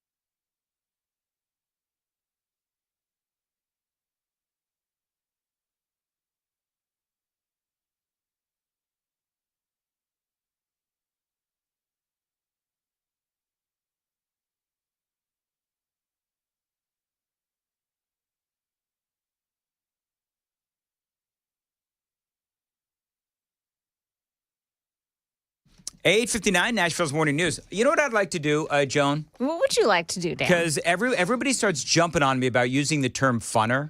Yes. I just believe that enough people incorrectly use funner that I would like to have funner identify as an actual word. You think about all the random words that have been added to the dictionary over the years. Exactly. What, funner that's a bridge too far for folks? Exactly. Moving forward, folks, funner is an actual word on Nashville's Morning News, which thankfully is over. That could be a good follow-up for the You know what? cologne that you're going to get, Vulnerable by Mandis. You know what? It could be Funner by Mandis after. Maybe when Murphy does the whole thing this afternoon, the commercial with AI for my Vulnerable by Mandis, they can use the term funner in their song. I like it. They got